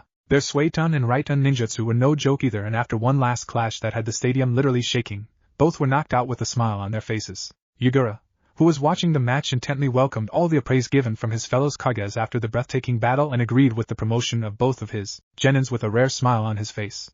They have indeed grown up. The Yandame's only child had delivered quite a beating to the so-called Hyuga prodigy. After analyzing his opponent's absolute defense Kaiten and escaped his best defensive technique Jikenho, Hakuro Kujian show with his favorite jutsu Kage Bunshin, the young blonde-haired boy had kinda surprised the stadium by unleashing Minato's original jutsu, the Rasengan, completely destroying Hyuga's defense mainly because of its rotation property that had nullified Niji's jutsu, followed by the Hyuga dropping to the ground unconscious, followed by a loud cheering from the local hosts as they were proud at the power shown by their genins, and in their minds there was no doubt that they had found this year's exam's winner, though none of them would be so sure about that after the next fight that was about to start. Kage's booth. They had achieved the top position in their own villages. The peak of the mountain. The many youngsters' dream. They all held the power to make their enemy tremble in fear. One could say just by saying their respective names they would instantly win against whoever tried something on them. Each of them had their own ideology, and had their own agenda. But right now, everyone had the same thought running on their minds. This will be interesting. Being the blunt person that everyone already knew, the Reikage started well. I've been waiting for this match for a while now. I'm sure it will be big, but in the end my little genin will come out on top. She has the power and the high endurance from being a Jinchuriki. Nothing personal Mizukage Gano, but the Kirigakure no Akuma cannot stand against her. The shortest man in the group replied without any hesitation, in an emotionless tone, we will see in the end, we will see. Even in that tone everyone noticed the confidence those words held. The Reikage scoffed but didn't comment further. It was Orochimaru who was disguised as the Kazekage that spoke next. Hokage Dano, if I'm not mistaken that's an Uchiha right there. And if I guess right, it probably caused a lot of fuss with that boy's clan. Shouldn't you ask for what is rightful yours in order to prevent any problems? I don't really care about that. He was born outside of my village, so I can't really do anything if he has done nothing wrong that involved Konoha aside from the Nami's mission. But they also had their own mission given by the Mizukage Dano. Minato replied. Orochimaru nodded at his answer, but inwardly he was sweating a bit. I didn't expect there to be 2 more Kages. I have to delay Konoha's destruction for later on. Maybe if that Uchiha, the Kumo's Jinchuriki or the Taki's Jinchuriki proves to be strong enough and get Gaara to release his Biju in the middle of the arena, it would give me the needed distraction to get this bastard Namikaze alone. Yes, that might be the best course of action. Arena. 2 figures were gazing over each other, searching for something that could give him/her the advantage. In the end, both of them smiled at each other. The proctor seeing this stepped forward and shouted, Uchiha Naruto vs Ni Yugito, Hajime. They stood still for at least 10 seconds. Yugito proved to be the impatient one as she tensed her muscles before vanishing in a blur of speed. Both contestants locked eyes before the Jinchuriki sent a punch with her right hand to his stomach, but the Uchiha merely sidestepped. He still didn't need the Sharingan at this speeds, though he was surprised at the flexibility of his opponent, as she placed the same right hand on the ground and used it to impulse herself, spinning and sending a strong kick on the black-haired who blocked with both of his arms, but he still was sent backwards from the sheer strength. Naruto grunted as he actually felt that before forming a single hand seal before puffing his chest. Katan, Gokaku no Jutsu. Yugito and the stadium were quite surprised at the mastery the genin showed as a huge fireball was speeding towards her. She made her own signs. Katan Aoi Gokaku no Jutsu. Loud cheers were heard from the crowd as the 2 huge fireballs, one blue and the other whitish, fought for dominance. Not even 3 seconds later, Naruto was surprised as the blue flames engulfed his fireball and was still heading towards him. He clicked his teeth before slamming his foot on the ground as a massive and thick wall of earth ascended in front of him. Those blue flames are quite powerful indeed. Doton Dorihiki. Naruto was right as he still had to push some more chakra into the wall. He didn't have time to analyze the situation as his now active Sharingan made his body react on his own as he ducked. A powerful and quick swipe went through where he was standing. Nekazim. This was the open he needed as Yugito had extended his arm more than necessary and Naruto capitalized on that as his right hand shimmered a bit, and wind seems to violently dance around the palm before he slammed it on her gut, sending her into the hair. Futon Yuzusetsu. Yugito had the air knocked out of her, and she gritted her teeth from the pain. She didn't took her eyes off of her opponent, and that's the reason why it widened in shock as he seemed to just disappear without any trace whatsoever before a huge amount of pain was felt on her back that sent her into the ground, followed by an explosion from the force of the impact. Doton Doma. Naruto landed gracefully on the ground and everyone noticed the dark skin and immediately realized that he had hardened his skin for a far more powerful punch. Yugito snarled at being humiliated like that. She called forth some of her Biju-S chakra as her nails elongated into durable claws before tensing her muscled, and in a blur of movement sped towards Naruto, who with his Sharingan observed every single movement as his body moved on instinct, dodging every single thrust from her opponent who was now getting impatient for not connecting any of her swipes. She suddenly stopped before going through a sequence of hand seals, before spitting a flaming ball of hair that assumes the shape of a mouse engulfed in flames which lunged towards the Uchiha who had its interest piqued at the unfamiliar jutsu. Nevertheless, he started to dodge but soon realized that these nuisances were following him. Nezumi Kedama. Getting tired of this child's play, a sealless clone materialized out of thin air on his side. Kage Bunshin no Jutsu. Both sped through hand seals after jumping out of the way of those annoying rats, as the original Naruto's chest bulged before breathing an intensive and massive amount of fire which took shape of a brilliant phoenix. Everyone had a shocked and fascinated faces at how detailed, beautiful and huge that thing was. Katon Fenikusanepa. The Bunshin had just finished his sequence, inhaling a huge amount of hair before releasing a massive whirlwind, and the crowd had to place their hands over their ears from the loud sound that the winds or whatever it was emitting. Futon, Senpu O Sakabu. The results were astonishing. The phoenix impossibly just grew in size and the flames were whitish caused from the intense heat. But the screeching that the thing released made the field shake under its power before lunging towards the shocked woman who saw death right before her eyes. Kage Booth. You've grown quite powerful, Naruto-kun. Maybe we should have that spar after the exam. Were the thoughts of Mizukage. He's beating Yugito-chan using just pure skill. Reikage thought as he gritted his teeth in frustration. Wonderful. He has fully developed his Sharingan already. Maybe I should just take him instead of Sasuke-kun. No, Sasuke-kun's state of mind is currently unstable, so it will be easier for me to get him. Kazekage thought as he was literally drooling at the immense talent of the young Uchiha. This is bad.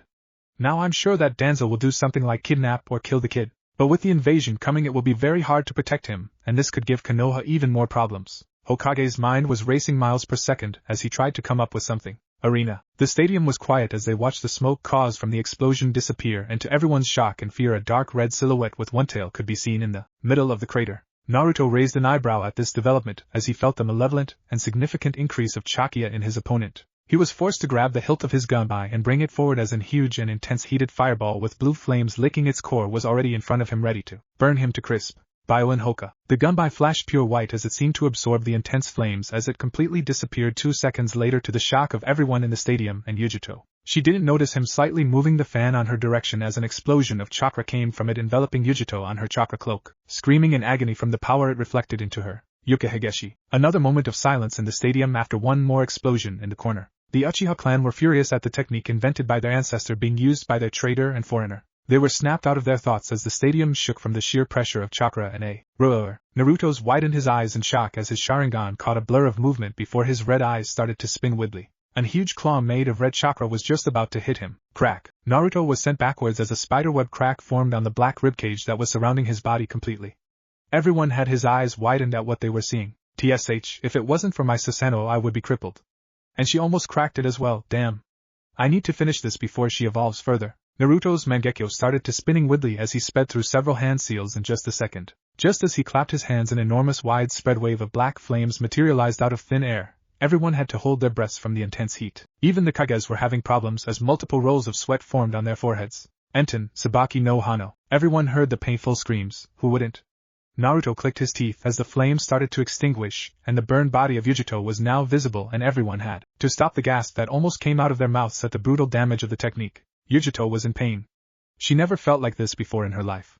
Her rage was building up for being so weak. She can only guess what the Reikage was thinking right now. Kitten, your body will not be able to stand my chakra with the current damage it possesses. I will have to use a good amount of my chakra and will need to concentrate on healing it. You should just give up. I'm sorry. The Kumo's Genin couldn't reply. How could she? She couldn't even use the best card she had in hands. Pitiful. Disappointment. Weak. Calm down, kitten. UAR. Rage. That's what she felt. Rage for this unknown boy who beat her soundly, and mostly rage for herself for being unable to stand up against stronger opponents. Corrosive chakra started to build up, even the ground beneath her started to levitate. Naruto saw and felt this as he had to fight against the pain that came from using the last jutsu, but he had to do one more thing or else he would die. He noticed the trembling in his vision. He was going blind if he kept using his eyes for too long. I have to finish this. A huge explosion shook the stadium and everyone widened their eyes in fear and shock as many civilians and shinobis alike felt the insane bloodlust coming from a certain point. As the smoke disappeared, time seemed to stop for everyone as in front of them was a Bakuniko completely engulfed in blue and black flames. It also had heterochromatic eyes, the right being yellow and the left being green, similar to an odd-eyed cat without pupils. Kage Booth. Umbu. Make a barrier in this instant. I'll stop the Biju with Kushina and Ryu. Ryu equals dragon equals Yamato. Minato was already taking one of his famous kunais when a calm voice stopped him. No. Naruto-kun has everything under his control. Everyone gazed over Mizukage as if he had lost his mind. This was a Biju they were talking about, but then they remembered Naruto's new eyes and relaxed a bit. Reikage was fuming in anger, as this would prove catastrophic for his village. With a sigh, the Hokage spoke in a reluctant tone. Fine. Put the barrier immediately. With the choruses of hi they vanished. though no one noticed the salivating Kazekage as he made some discreet hand movements. Ku, this is even better than what I was expecting. Arena. Naruto saw a purple barrier being formed around him and couldn't help but smile as he thought about Yugura. The Uchiha readied himself, strapping the gun by to his back as the monster in front of him started to gather chakra in front of his mouth. Blue, positive, and black, negative, chakra started to emerge and condensing and shaping itself into a sphere of highly concentrated chakra. No more than 3 seconds passed and Naruto tensed his muscles as the huge cat ate the ball and her cheeks puffed as smoke left her mouth in the process. She released a massive beam of chakra at tremendous speed. Baijadama. Small chakra flames manifested in one hand on each Naruto's finger before slamming it to the ground and pushing more chakra than it is normally used for this type of jutsu. A red cylindrical barrier materialized around him as the beam of chakra was just about to hit him. Uchiha Kenjin. A massive explosion rocketed through the stadium. The barrier that was protecting the crowd almost broke from the sheer pressure of chakra involved on the explosion, and everyone went silent for a minute as the smoke dissolved and they could see the red barrier disappearing with a panting Uchiha in the middle of it. Everyone was shocked as he was practically unharmed except for the exhaustion. But it was not over yet. Naruto gathered a huge amount of chakra, directing it into his eyes before locking it straight at the heterochromatic ones before he murmured something and everything went quiet. Tenjo, Yokusei Suru, I never liked the fact that they didn't have specific technique to suppress or tame a biju, and instead they just did by looking at it, so yeah. The translation is quite simple, but I think it gives another gracious to it. Heavenly Eye, suppress. The heavenly part is one of the meaning of Mangekyo. Naruto and everyone present watched in fascination as the blue flames and the cat itself started to recede, and 30 seconds later a lone figure was unconscious on the ground with her clothes all battered, many burns from the previous flames and from the corrosive chakra as her skin seemed like it was peeling off. The proctor, who was still amazed by the battle that took place, was about to declare Naruto the winner, but an explosion in the Kage's booth followed by loud roars and hisses from every corner of the village as many unknown shinobis and snakes started to invade and destroy the walls that surrounded it. Naruto's Mangekyo receded to the normal 3-toe mode and he had to tilt his head to the side as a kunai would have impaled him. He was sweating and was breathing heavily from the amount of chakra he used in one go. He was still inexperienced to a certain degree when using his evolved Sharingan. He had to talk with his mother when he gets back to the village to make use of his father's gift. If I make this out alive. He was interrupted out of his thoughts as 5 Otogekyo shinobis dropped in front of him, eyeing him like a prey. Who would have thought? You're coming with us. Our master wants to meet you. Naruto raised his eyebrow at that before replying with a stoic no. Then, consider yourself death. The most probably captain sped through hand seals, puffing his chest and breathing a large-sized fireball towards Naruto, who was gritting his teeth as he still could not move. He would have to rely on his Mangekyo again, but that didn't bode well to his body as he was still recovering, nor his eyes. Just as he was about to do something stupid, a voice stopped him that made him sigh in relief. Suetun, Miserapa. A huge torrent of water was expelled from a boy's mouth, destroying completely the fireball and still going towards the enemy. Another voice, now feminine, was heard, and what she murmured made the Otonins tremble in fear and realization. Raitun, Kangekiha. An explosion of electricity merged with the current of water which impacted with the 5 unknown ninjas and instantly electrifying them as everyone screamed in pain as their chakra coils were being burned by the electrical jolts. You're late, Chojuro, Ringo. The now identified Chojuro and Ringo looked at him before gazing at each other, and finally locking their eyes with him again. They put their best arrogant smirks they could muster before folding their arms over their chest and replied in unison. HN. Naruto's sweat dropped at that, finding the whole process quite similar to that of someone, but he just couldn't put a finger on it. He was snapped out of his musings as he saw a mop of blonde hair following a red-haired and instantly knew what was about to happen as he watched Suna fighting alongside Oto. So, they pretend to unleash his biju. It will not be very difficult considering his state of mind. I need to get there quickly before it kills someone I care about. The black-haired orders both of his teammates to help the Mizu's daimyo as he had some businesses to take care. They nodded with reluctance and vanished from their spot towards their new target. On his way, Naruto saw Yugito's teammates grabbing her to take somewhere safe and Pakura destroying her enemies. A small part of him wanted to go and protected her, but in that moment she locked eyes with him, and he was surprised as they were quite far from each other. Nevertheless, he shook his head as she winked at him. Troublesome girl. 30 minutes later, 5 miles from Konoha, Naruto was moving at extreme speeds as his body and his chakra reserves were decent enough for another battle should it take place. As he was using his sensory abilities to pinpoint his target's chakra, they suddenly skyrocketed, and he instantly jumped out of the branch where he was standing as several compressed wind balls thrusted into the tree and immediately crushing it. Futon, Shinkajioku. Naruto gazed over the man that appeared in front of him. He immediately recognized him from the Chunin Exams, and if the hate he was emitting was any indicator, this old man wanted him death. Who are you and what you want? The old man looked at the young man's Sharingan and replied, my name is Danzo Shimura, and for your second question, I want you death. No, you will die here and I'll get what is Konoha's rightful hers, though those precious eyes will be for me, but he doesn't need to know that. Since my plan for the Uchihas failed, I have to take this chance, and hopefully that bastard snake's offer is still up. Danzo has no Sharingan as the Uchiha massacre didn't took place. So, you want my Sharingan? It was not a question. He continued. Konoha has really fallen. To think you are coming after me when your little village is being invaded. I'm at loss of words. If Danzo was angered at the statement, he didn't show it, though Naruto noticed the slight anger in his tone when he spoke next. Your opinion is worthless. You'll die here, and those eyes of yours will prove to be useful for the future of Konoha. Naruto didn't answer that as his sensors picked Mei's chakra, fighting multiple other signatures. He knew his sensei could take care of herself, and if he could guess who they were. So, he actually planned to gang up on me with whoever he asked for. He's just another nuisance in this world too, Chan. Danzo took the silence as an invitation to start the fight.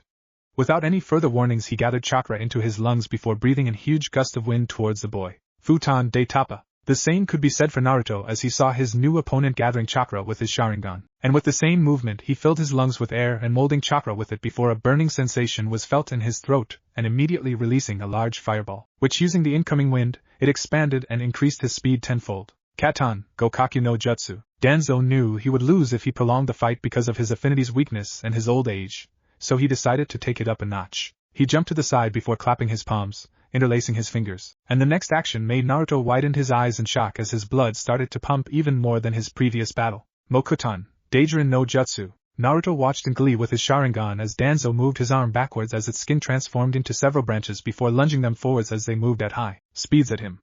The Uchiha couldn't believe his luck, fighting not one but two Mokuton users, though not at Hashirama's level. It was still damn luck and amazing as his blood boiled at the prospect of dancing this nuisance. He sped through hand seals as his cheeks bulged with black flames already threatening to leave his mouth before he finally let loose a tornado of pure black flames that completely destroyed the wood in front of him. Enten, Hano no Tatsumaki. Danzo, seeing his wood being literally disintegrated by the flames, he leaped to the side to avoid it, but his eyes widened in shock at the famous and unique Shunshin as Naruto seemed to materialize behind him out of nowhere before making arc movement with his sword as a powerful gale came out of it, followed by a deep and wide cut on his back, making him grit his teeth as actually blood gathered in his mouth, though he contained it because he was shocked at the known technique as his mind raced through thousands of thoughts in mere seconds. Yuzu no Ken, Arakura Kyofo. That was just like Shunshin no Sure Sway, and that sword technique, no doubt, that was Kushina's. How? He couldn't dwell more on it as he saw his opponent's cheeks bulge and breathing multiples of boulders of molten rock. He snarled in frustration as he had forgot about his other Kekei Genkai.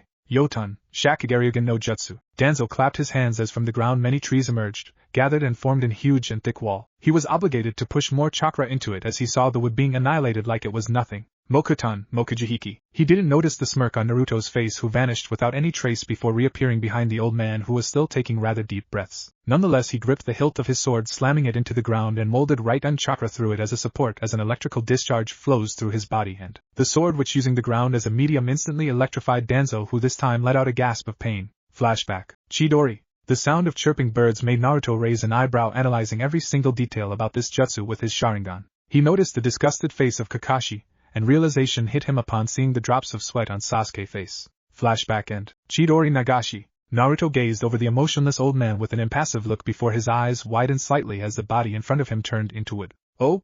Amoku Bunshin, huh? A voice quite distant behind alerted him from the incoming danger. Kuchios no Jutsu. As the voice resounded in the air, a huge plume of smoke was visible to Naruto, who narrowed his eyes at the large animal in front of him.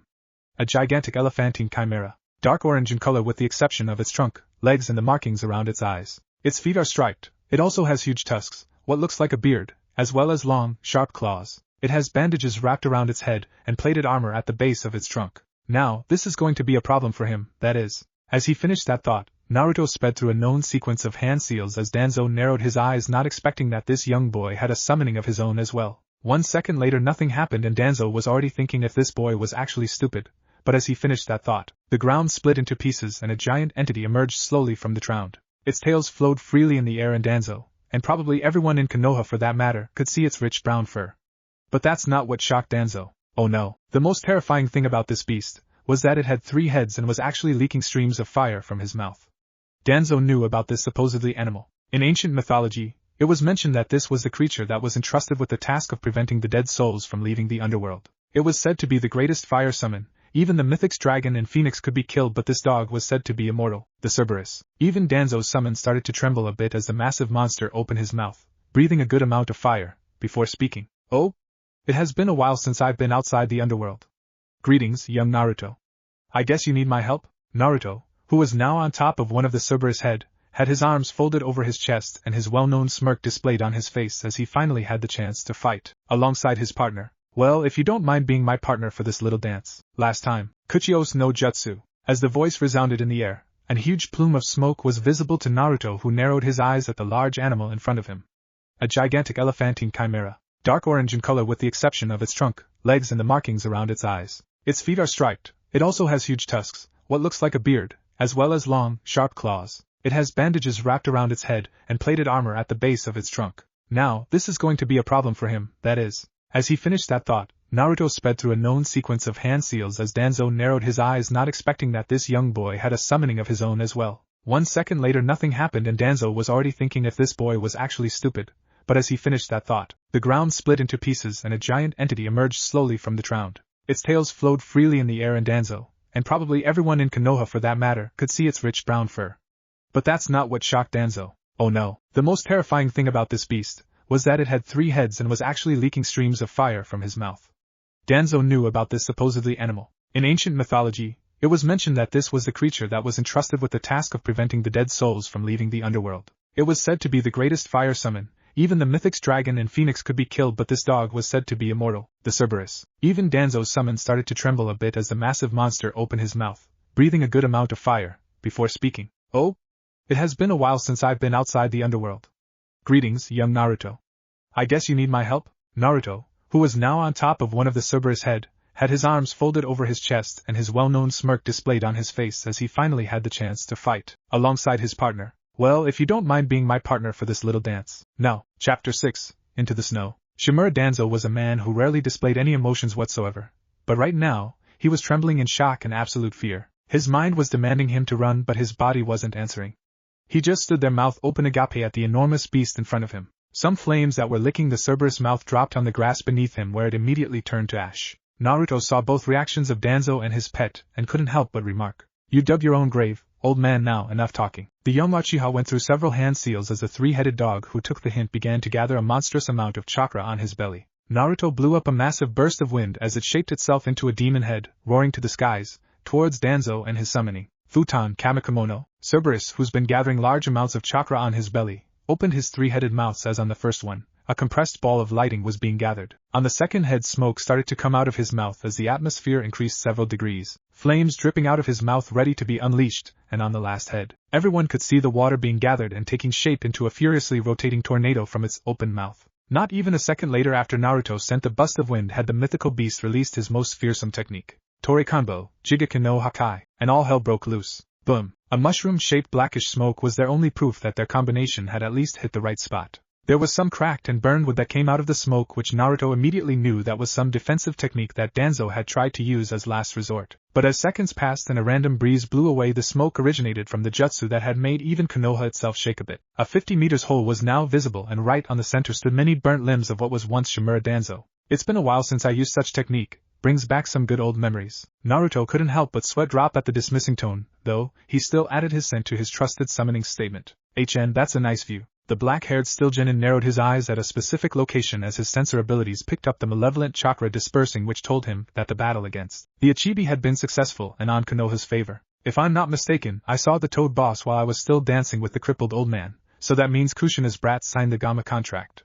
Interesting. He was broken out of his thoughts as a familiar chakra signature was heading towards him fast. He locked eyes with the underground beast. Thank you for the cooperation. I'll let you out some other time. The tri-headed dog grunted in acknowledgement, and just as he arrived, the ground shook a bit as flames emerged from the scorched ground beneath him, covering his whole body before it consumed the entity. The pressure on the atmosphere from the presence of mythical animals suddenly vanished, and the only thing that stood in the clearing was Naruto and the gigantic crater in front of him. Not even a second later, an auburn and blue blur crashed on his body as Naruto felt his head being crushed between 2 soft and large pillows.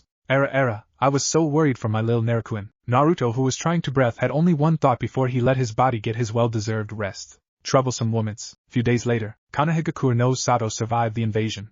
There weren't many casualties. Both civilians and daimyos were well secured and protected thanks to the many foreign nations that decided to help. Orochimaru, the culprit behind the invasion, had successfully escaped on the verge of death. The power of 3 Kages was just too much, and the fact that he wasn't able to resurrect both Shodame and Nidaime Hokages at full power just made it even harder. Well, certainly there will be other options for him to exploit in the future that for sure will grant his wish of destroying Konoha once and for all. At the end, even though the Chunin Exams was a failure, Every single higher-up had their decision made up, and after everyone reorganized and talked a bit about the battles that the whole world watched, followed by their contribution in the invasion, they finally rewarded and promoted their respective shinobis who they thought deserved it. Everything seemed to be well, as you could see some people from different villages talking to each other, a smile plastered on their faces. But the Kage knew better. The tensions between each village were increasing. Each Kage saw the prowess of the next generation and being the ones who could tell just by a mere glimpse the strengths and weaknesses. They instantly knew who really won the tournament. Will of Fire Hotel, room number 31. GODYRICKZ has been producing some fine shinobis, but that Uchiha really takes the cake. A Yandame Reikage pondered a bit at the words that came out of the mouth of one of his bodyguards, Darui. Yes, and you didn't need to be a censor to tell the massive pool of chakra flowing through his body and to be able to control it with such ease. It's phenomenal. The voice of C, the other bodyguard, made itself known as he voiced his opinion. The concerned tone didn't go unnoticed by both mans in the room. The Reikage finally opened his mouth to speak, in a commanding tone. Darui C, Hokage's office. GODYRICKZ, it seems the rumors were indeed true. They've really come a long way since the Sandame Mizukage died. That brat Yugura has been doing a remarkable job. Minato-kun, we can't avoid what's to come. Namikaze Minato, the Yandame Hokage, held a serious face on his face as he gazed at his sensei and father in all but blood with an equal expression as he continues. Even if the Chunin Exams served a certain purpose, in the past, like to rate how the next generation are in terms of power compared to other nations, we can't be that naive to think that the difference of power that the Uchiha kid displayed during the exams will be irrelevant to the clan heads, especially the Uchihas. It was like a second coming Madara. Maybe we can use the fact that Suna betrayed us and somehow benefit from it. We can make them cannon fodder, I'm afraid. The Jiraiya-sensei, New Leaf Hotel, room number 24. Did you notice how the other Kages seemed to be on edge about something, Mizukage-sama? Yugura, who had been staring at some civilians repairing some damage done from the invasion, looked over his shoulders to see his two bodyguards standing there, one with an impassive face and the other with a sharky grin, the former being the one who asked the question. His partner, not one to pass up the opportunity to humiliate his friend, was next. Are you worried about something, Zabuza-chan? The giant blue man, Hashigaki Kisame, asked, though you could tell he did indeed notice the tension that was present during the meeting between the Kages to decide which genin deserved the promotion. His tone held a vast amount of excitement. Yugura saw this, he pondered a bit, and with an emotionless face tone, he commanded to both of them, Zabuza, Kisame. Unbeknownst to the Kages, every single one of them spoke in unison the next few words, to their respective bodyguards/sensei. Prepare for war. Time skip. GODYRICKZ knows Sato. It has been a month since the Chunin Exams and the followed invasion. GODYRICKZ has been striving even more rapidly for the past month, as many small countries requested them, or more specifically, Naruto's team, for missions. Yugura and many adults were happy that their village was able to successfully surpass and make everyone forget about the horrendous past events that occurred in Kiri. Because of their new popularity and the many rising stars, a chance for an interesting alliance with a small but healthy country, mainly because of their famous technology that surpassed every single great nation, was heading their way instead of another village. Mizukage's office. In front of Mizukage's desk stood the former Team 9, Ringo, Chojuro and Naruto alongside Mei. Every single member of the team got promoted to the Chunin rank and effectively disbanding the team, though that didn't mean that they lost contact with one another. Nope. Their former sensei, Mei Terumi, would beat them up to a pulp if they just disappeared without notice. Standing a little more far away was the man who requested the mission, an escort mission. The man had short gray hair with a beard and mustache along with small black eyes. For the most part, he wore small glasses, and a baby blue long-sleeve shirt with a navy blue blazer on top. This man was Sendewa-sama. After some introductions, the man coughed a bit and finally spoke. Nice to meet you all, my name is Sendewa-sama. I'm the personal assistant of Koki Kazuhana. You may know her as Yuki Fujikaze. At the beginning I was going to head towards Konoha, but then I heard a few rumors about the Chunin exams held recently and a friend of mine requested strongly you three as you put up quite the performance there. There was only silence for a few seconds and the first to speak was surprisingly Naruto, his impassive face and his imposing figure making the older man flinch a bit. You're requesting 3 Chunins and a Jounin for a simple escorting? What's the catch? There was surprise flickering in those small black eyes, but the man answered nonetheless. You're quite astute. Yes, there's a catch. A man named Dodo Kazuhana, uncle to Koyoki, you know the story. And yes, I know that in the canon they didn't know at the beginning, but I'm revealing everything from the start as I don't think the opinion that the general population has from Kiri is that they aren't as lenient as compared to Konoha, and that's the whole story. Silence filled the room, again.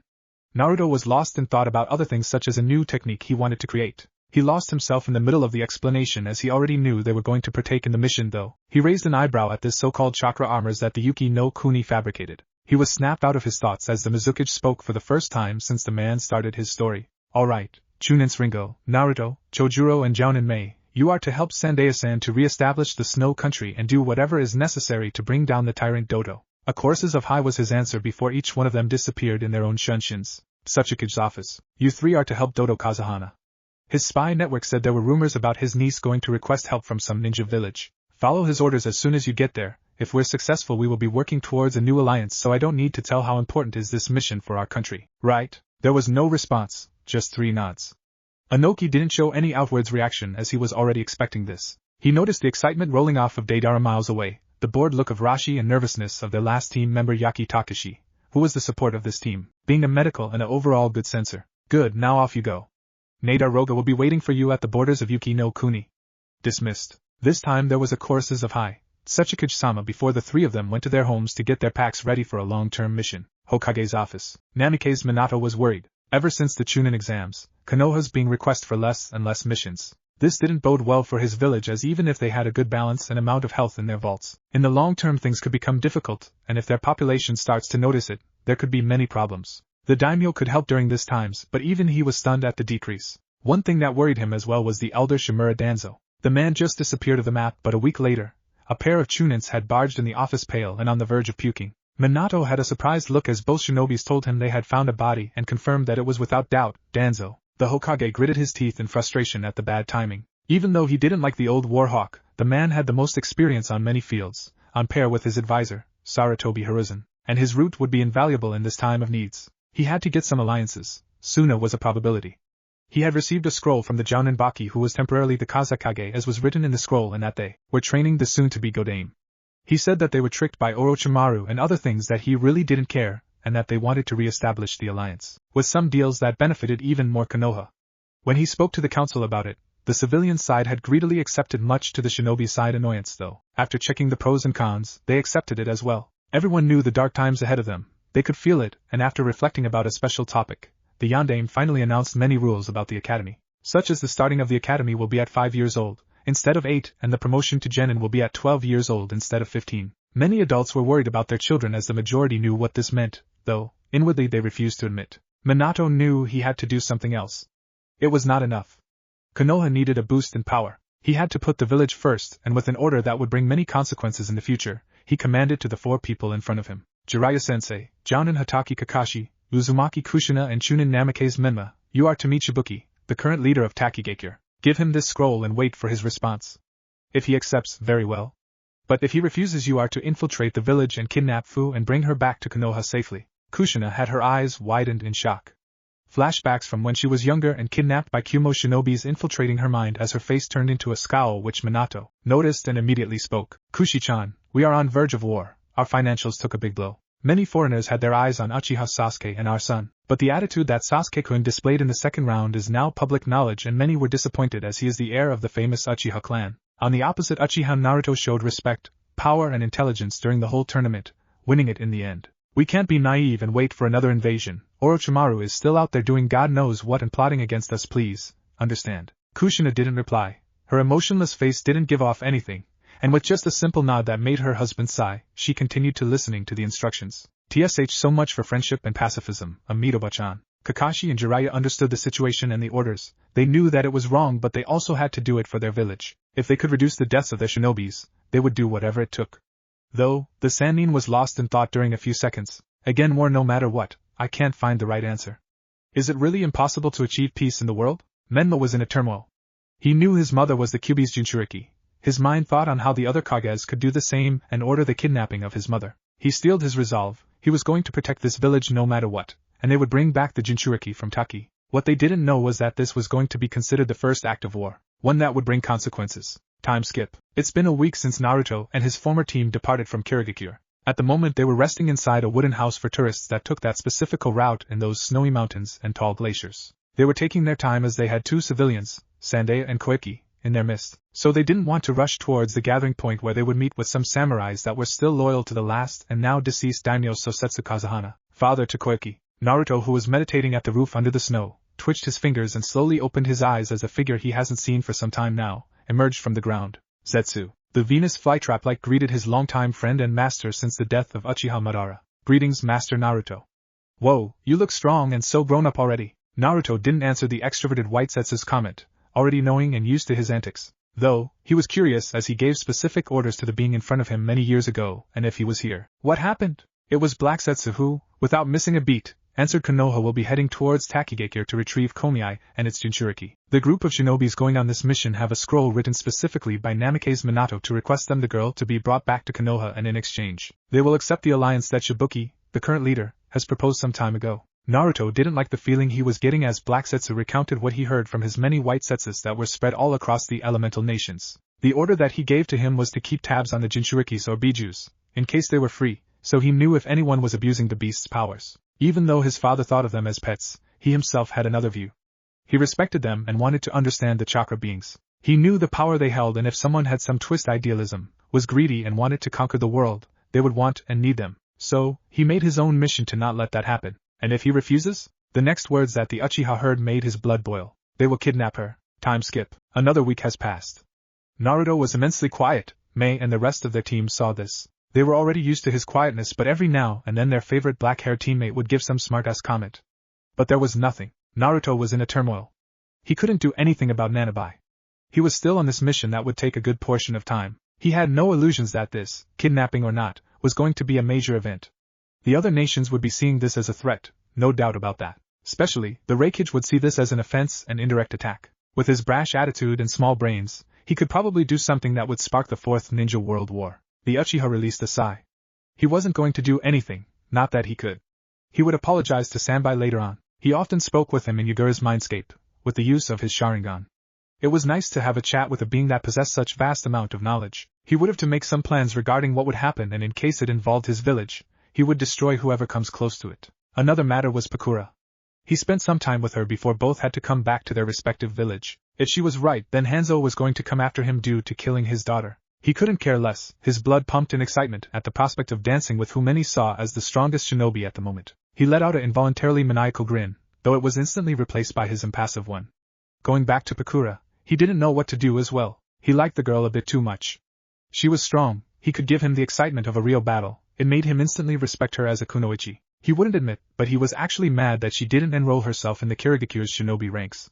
There weren't many girls that interested him. Mei, Pakura, and finally Kushina, who he spent a quality time with during one of the training sessions, but that's a thought for another time, were the few ones he could tolerate. But Pakura had something that put her ahead of the others. He shook his, getting rid of those thoughts, noticing they were really close to a town near Yukigekure no Sato, where Dodo was last seen. His body suddenly stiffened, his eyes shifted to his Sharingan in an instant, and he immediately realized why his senses skyrocketed. Hayatan, Kakuria Bofusetsu. A large black ether-like dragon was heading towards them from the sky. His mind raced miles per second and he didn't sense them when they were apparently so close. Was I that distracted? Enten, his hands blurred through many hand seals, his chest puffed after inhaling a good amount of air. Enko Bakusatsu. Naruto spewed a huge amount of black flames from his mouth, taking shape of a black tiger. It roars to the skies as it is about to clash with the dragon. It sank its sharp teeth on the dragon's head when it suddenly lit up and an explosion of black flames washed and melted all the black ice, immediately rising the temperature around the area. Few meters away, 3 figures were watching everything. They kinda expected to take them out easily, as it seems they didn't have any good sensor, otherwise they would have sensed them by how close they were. They suddenly paled as they watched black flames being released by some brat. That's. The other 2 companions were concerned about their teammate. It looked like he has seen a ghost. What's up, Nadar? The now named Nadar didn't comment, as he saw the figure that stopped his technique suddenly locking eyes with him. Shit! He's a censor. He immediately turned to his teammates. In an urgent voice, Fubuki, Mizore, we need to move now.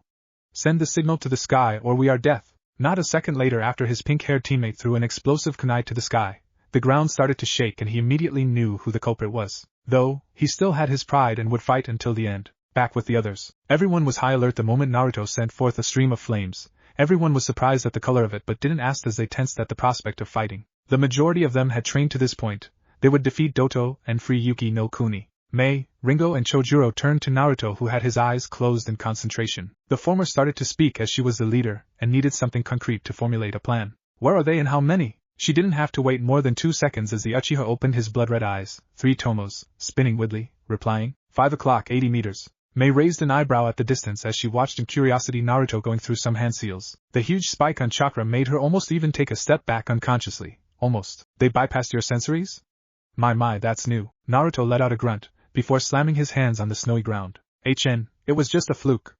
Yotan Dai Funka. He had to put a whole lot more chakra on that, as the temperature on this country was the opposite of what he was intending to use. Though, that still didn't mean Yuki no Kuni didn't have an actual ground beneath all of this snow. With Nadar. Move! He immediately gave the orders as soon as the ground started to tremble. The area was filled with silence for about 2 seconds, before an eruption of lava came out of the ground where they were standing. The ice immediately melted under the powerful lava infused with chakra. Everyone had their eyes widened as instead of a mountain it looked like an actual volcano spewing flames every now and then at random locations. He changed the landscape with one jutsu? What the actual hell? Even though with all the lava around, the cold snowy temperature would stop it in a few minutes, still, it was a sight to see. And that surprise was going to cost them hard as they failed to notice 3 figures behind them, twin swords crackling with lightning, an heavy bandaged sword coated in chakra and 2 simple kunais directing towards the open spots that their chakra armor didn't cover. Back with Naruto. Naruto, who was now alone, still with his hands deep on the ground sustaining the jutsu to give his team the time they needed to surprise them, though, he was sustaining it especially Mei, as a field with tons of lava would give her quite the advantage. The samurais and the princess had already backed away as this was shinobi matters that they shouldn't interfere.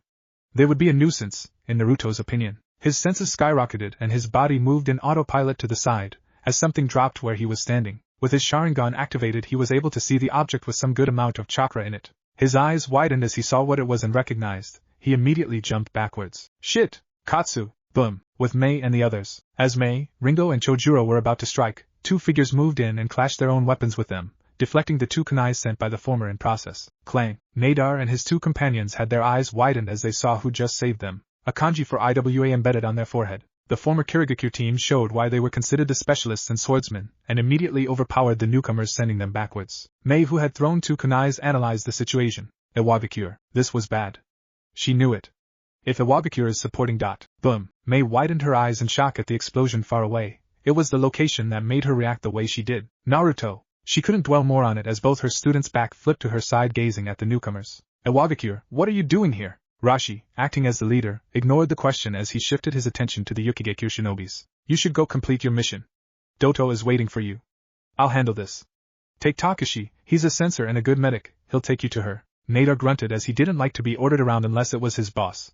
But he didn't complain as he knew the 3 people in front of him could become a problem. Though with their experience being a little superior, it was a 50-50 situation. Sending a nod to his companions, they vanished from the area with Takashi following behind towards their mission. Now where are you, princess? With Naruto. Naruto spit a gob of blood. His right arm got caught in the explosion but was nothing too bad. He was already placing some bandages around it to stop the small bleeding. He was careless. His mind wasn't on the field today. It was the second time that they bypassed his senses, which is unheard of. He heard a loud laugh followed by an equal loud voice. Ahaha. Art is an explosion. That was too easy, hun. Naruto ignored the man that was still running about his awesomeness as his mind was racing and analyzing in detail the clay. Then, the explosion. Bakuten Kekiai Genkai Deidara from Iwagakure? His blood started to pump. He detected 2 other newcomers where Mei and the rest was. He had to be fast here to help them as he could detect the gigantic amount of chakra coming from one of them. He placed his hand over the handle of his sword, gripping it tightly. Traces of flame started to materialize around the sword. Deidara was still laughing, but he wasn't a jounin for nothing and he immediately detected a spike of chakra. His face contorted to a serious one as a black and orange blur almost decapitated him. Though, the dragon clay which he was flying on was caught, and as soon as the sword touched the clay, it got on fire. Whitish flames immediately melted the clay. Ryujin Tenro Keiken. Deidara was astonished at such technique and grace his opponent used the sword. He could almost call it an art itself. Almost. Both landed on the snowy ground. Deidara held a smirk on his lips as both of his hands were inside his 2 special clay pouches. He laughed at his enemy who was analyzing him. Blue met red, the latter murmured something inaudible as the former taunted. What did you say?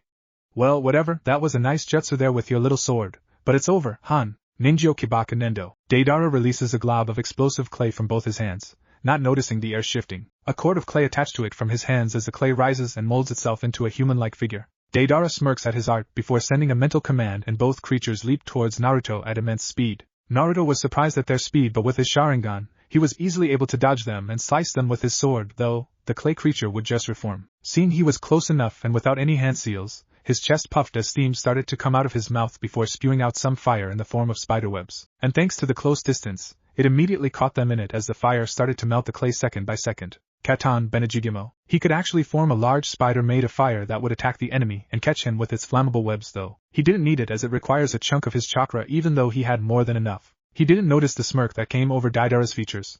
The close distance between his enemy and his clay was perfect.